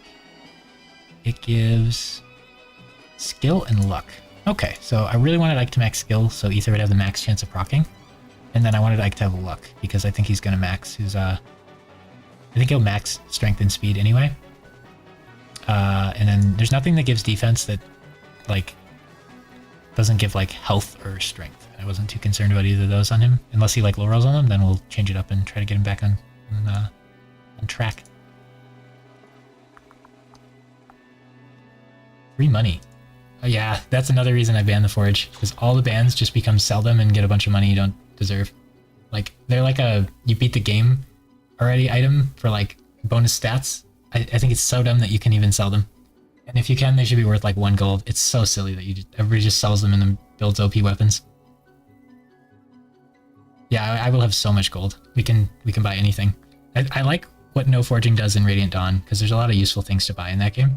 And then you just buy none of them because you forge instead. Or very few of them. But in this game, it's going to be weird because we're just going to have so much gold and nothing to spend it on. But maybe we can just buy like a ton of hand axes because we'll need them. Alright, so she does get iron and slim, which I was worried she wouldn't get both, but chat knew. So I thought Ike would have to use a slim sword for this entire stage, but at least he can go iron. Alright, so we kind of got to deal with them. Boyd is cracked. Maybe I should have drawn this guy over. Okay, Boyd probably doesn't want to fight these two this turn. And preferably not most of these. So I think his best spot is probably here. And then he can go 1, 2, 3, 4, 5, 6. So he needs 2 shoves. So I can shove him and... Come on, Rice. Yeah, Rice. I was so impressed in like, when the stage when Rice joined, I was like, whoa, he's thick in this game. He can shove like everybody. I don't think he can in Radiant Dawn. So if we put Boyd here, next turn we can shove, and then he can go 1, 2, 3, 4, 5, 6, and be there. But this guy's gonna go 1, 2, 3, 4, 5, 6, 7, and already be in. But it needs to go down. interesting. If I put him there, like, there's a decent chance he just dies. Oh. Yeah, if he goes there, these guys can hit him. Oh, there's another thief. This is crazy. Yeah, I think it takes a turn for him to spawn or something in the other one, because I feel like he's in there quicker than he usually is. You need to deal with the bottom enemies, or they will push up into the line. The plan is hopefully they care about Tanya and run at her, but they might just move up. Decent chance they will. I don't really have a lot of ways to deal with things at the moment, though. So we definitely want to kill this guy. Oscar can do it, right? Oh, he can! No shot! Alright, Oscar. Let's go. Okay, I could deal with that bowman if you wanted. I should probably go like... interesting. Oscar could kill this guy and end here, and then Boyd could end here. Does Boyd want to end closer in so he can fight more units first? Boyd definitely doesn't want to fight like this group of guys, I would say. But maybe he wants to end here and then fight that guy. Okay. This guy won't move. Boyd could fight all four of those, probably pretty comfortably. This guy I don't care about. Oh, could Boyd survive all five of these? 17, 17, 18, 19, 13? 17, 17, 18, 19, 13. Goodness gracious, that's gonna be hard to deal with. 17, 17. That's like 8, 8, 9, 10, 16, 26, 30 something. Minus 5 for all of them having disadvantage. It's close.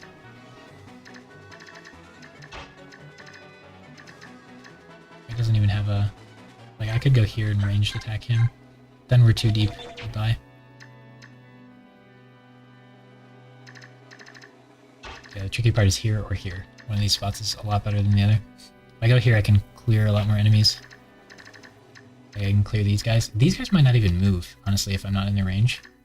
Yeah, I think I should stay out of range of these two. I think if I go here and then go here, I think they just won't move, probably.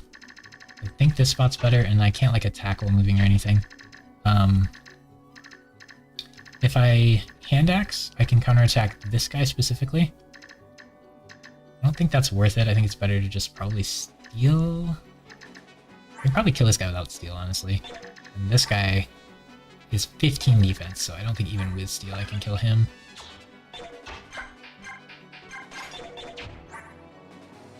$13 twice. Dang, that's close. Wow. If he does hammer, he only gets a 3 speed penalty. Hammer would kill him if it hits. And Boyd does hit now. And 3 speed penalty means 11 speed. And this guy has way less than that. And this guy... Okay, it honestly might be hammer for that guy. Steel X is enough? Oh yeah, we get +1 for weapon triangle. Sick. Thank you. I did mention it earlier when I was calculating taking damage, and then I forgot it when I was calculating dealing damage. Yeah, Steel X is good enough. That's sick. It'd be fun to use the hammer, though. Okay, so if we go... I'm so tempted to go and get these two guys as well. Because then I could go up and around if I wanted. That would take too long. And the problem is this guy's going to get in next turn. So if I get here, I can stop him from getting out. So at least he doesn't open a chest next turn, so I could go here and hand axe him. And it probably won't kill, but honestly, 26... That's not... I don't have 26 damage, do I? I have 28 with this. -4, yeah. I don't one-round him with it. I might be able to double him. Probably not. No, no shot. It'll take a lot of hits to kill him, so I might just have to melee attack this guy. I don't know if this guy will attack me on the enemy phase. I think he will, so it's probably not worth melee attacking him. I might just have to heal or something. Yeah, we want... Oh shoot, Rice is going to shove you, so you might have to just go there in elixir. Man, I'm so tempted to go in range of these two, so I can kill them. 16 defense, so this guy wouldn't die. Yeah, I'm pretty sure I'm supposed to not fight those two. I'm pretty sure I'm supposed to go here and cook the steel axe. I don't get to kill the ranged guy with a hand axe then. But I do get to kill the general. I think that's fine. And then Oscar can kill this guy and end... Oh, if Oscar ends here, then they won't attack Void, they'll attack Oscar. So maybe Oscar isn't supposed to kill this guy. Can Oscar do anything with these guys? He doubles? That's pretty good. More than I expect from him, honestly. Okay.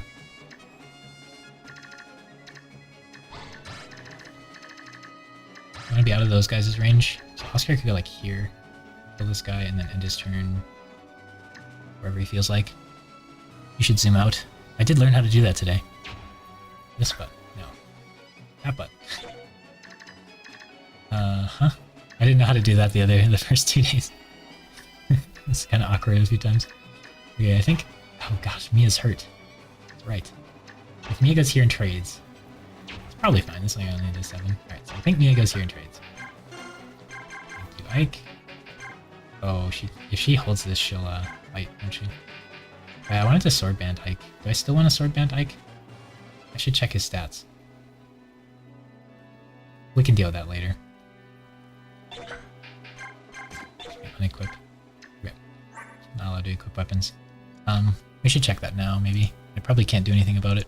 But he's only gotten 2 levels since I last looked at his stats on my stuff. I have a spreadsheet where I have it like VLOOKUP stuff. Pull in numbers and it tells me some things. But I made it so it's probably got a lot of bugs. So he needs 17 health to max and he'll on average get 20. He needs 10 strength to max and he'll on average get 14. So based on this stuff, he needs 11 defense to max and he'll on average get, or he needs 9 and he'll on average get 11. This is like taking into account class changes. Bonuses, which, you know, there could be errors, but this is what my sheet says. He honestly might max res from this spot, which is crazy. So yeah, it looks like he's already pretty good on speed. Wait, what was the band? It was the sword band. Why did I want a sword band on him? Skill and luck. Oh, okay, it's no speed on that. Skill, luck.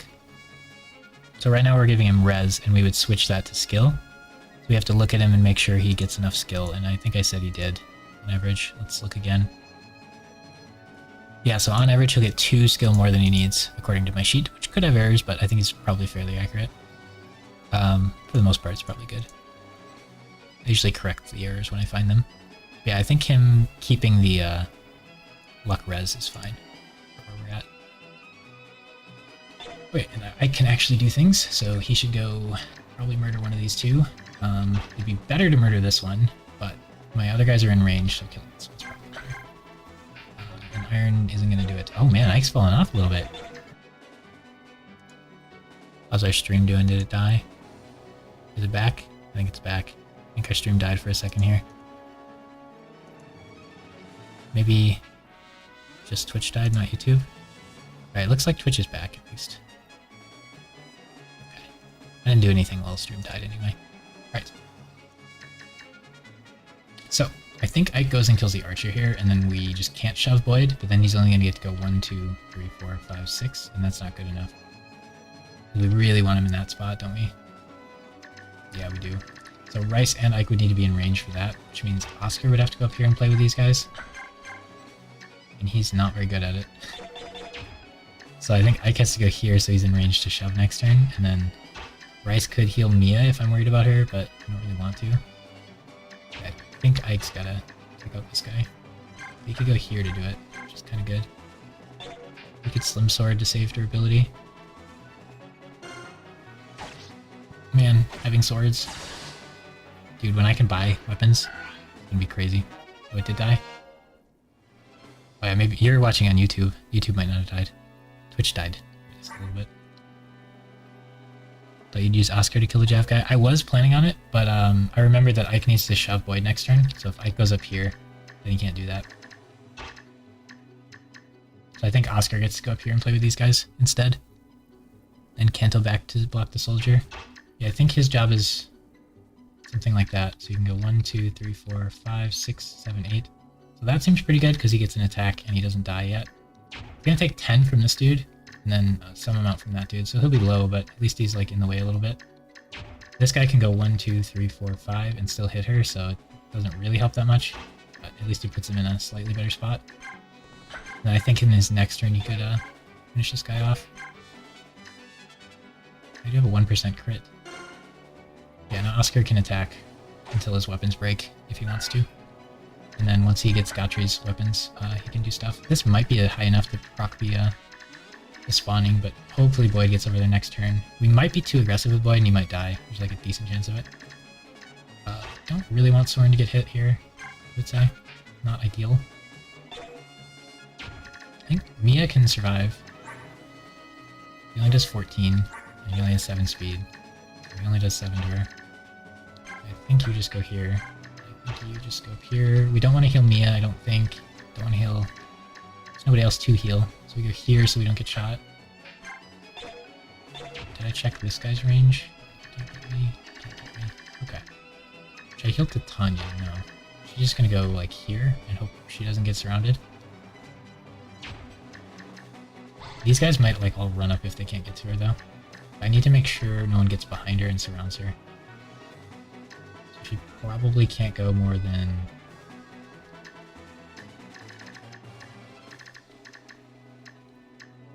If she goes here, no one can get to this spot.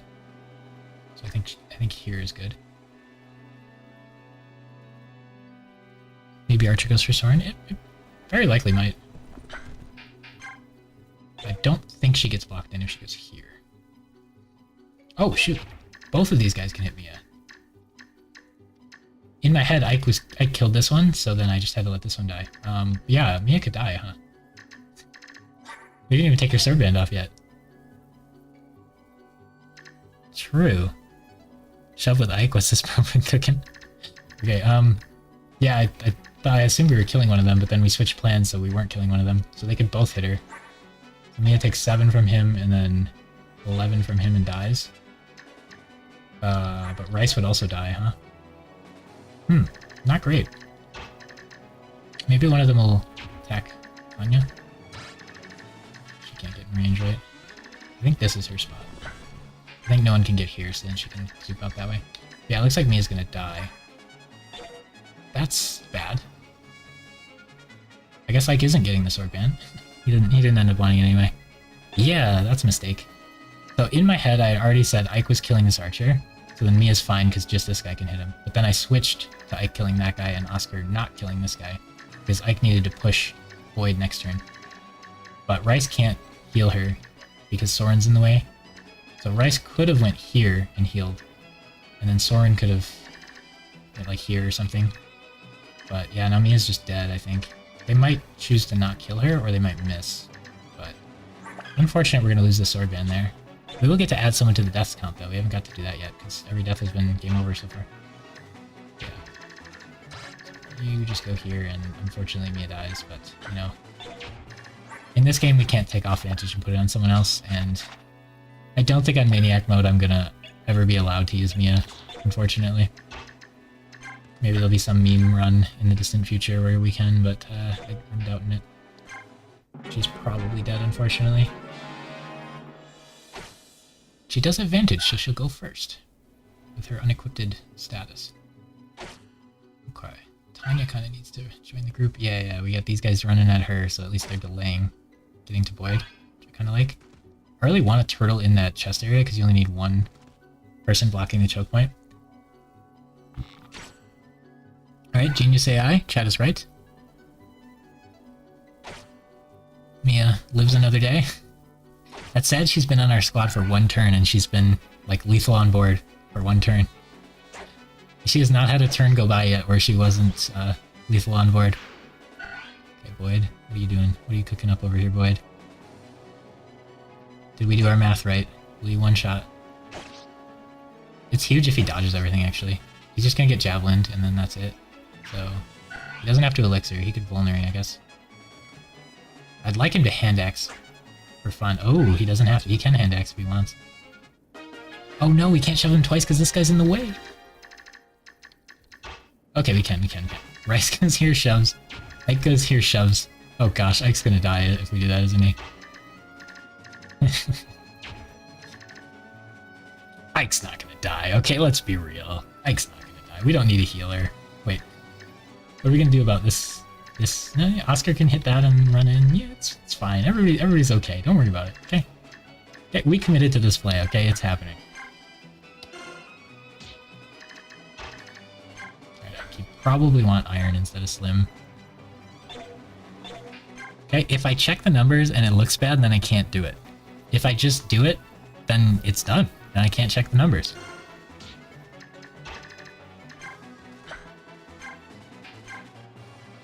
He's so close, Boyd. Why are you so weak, man? If only you were strong. Okay.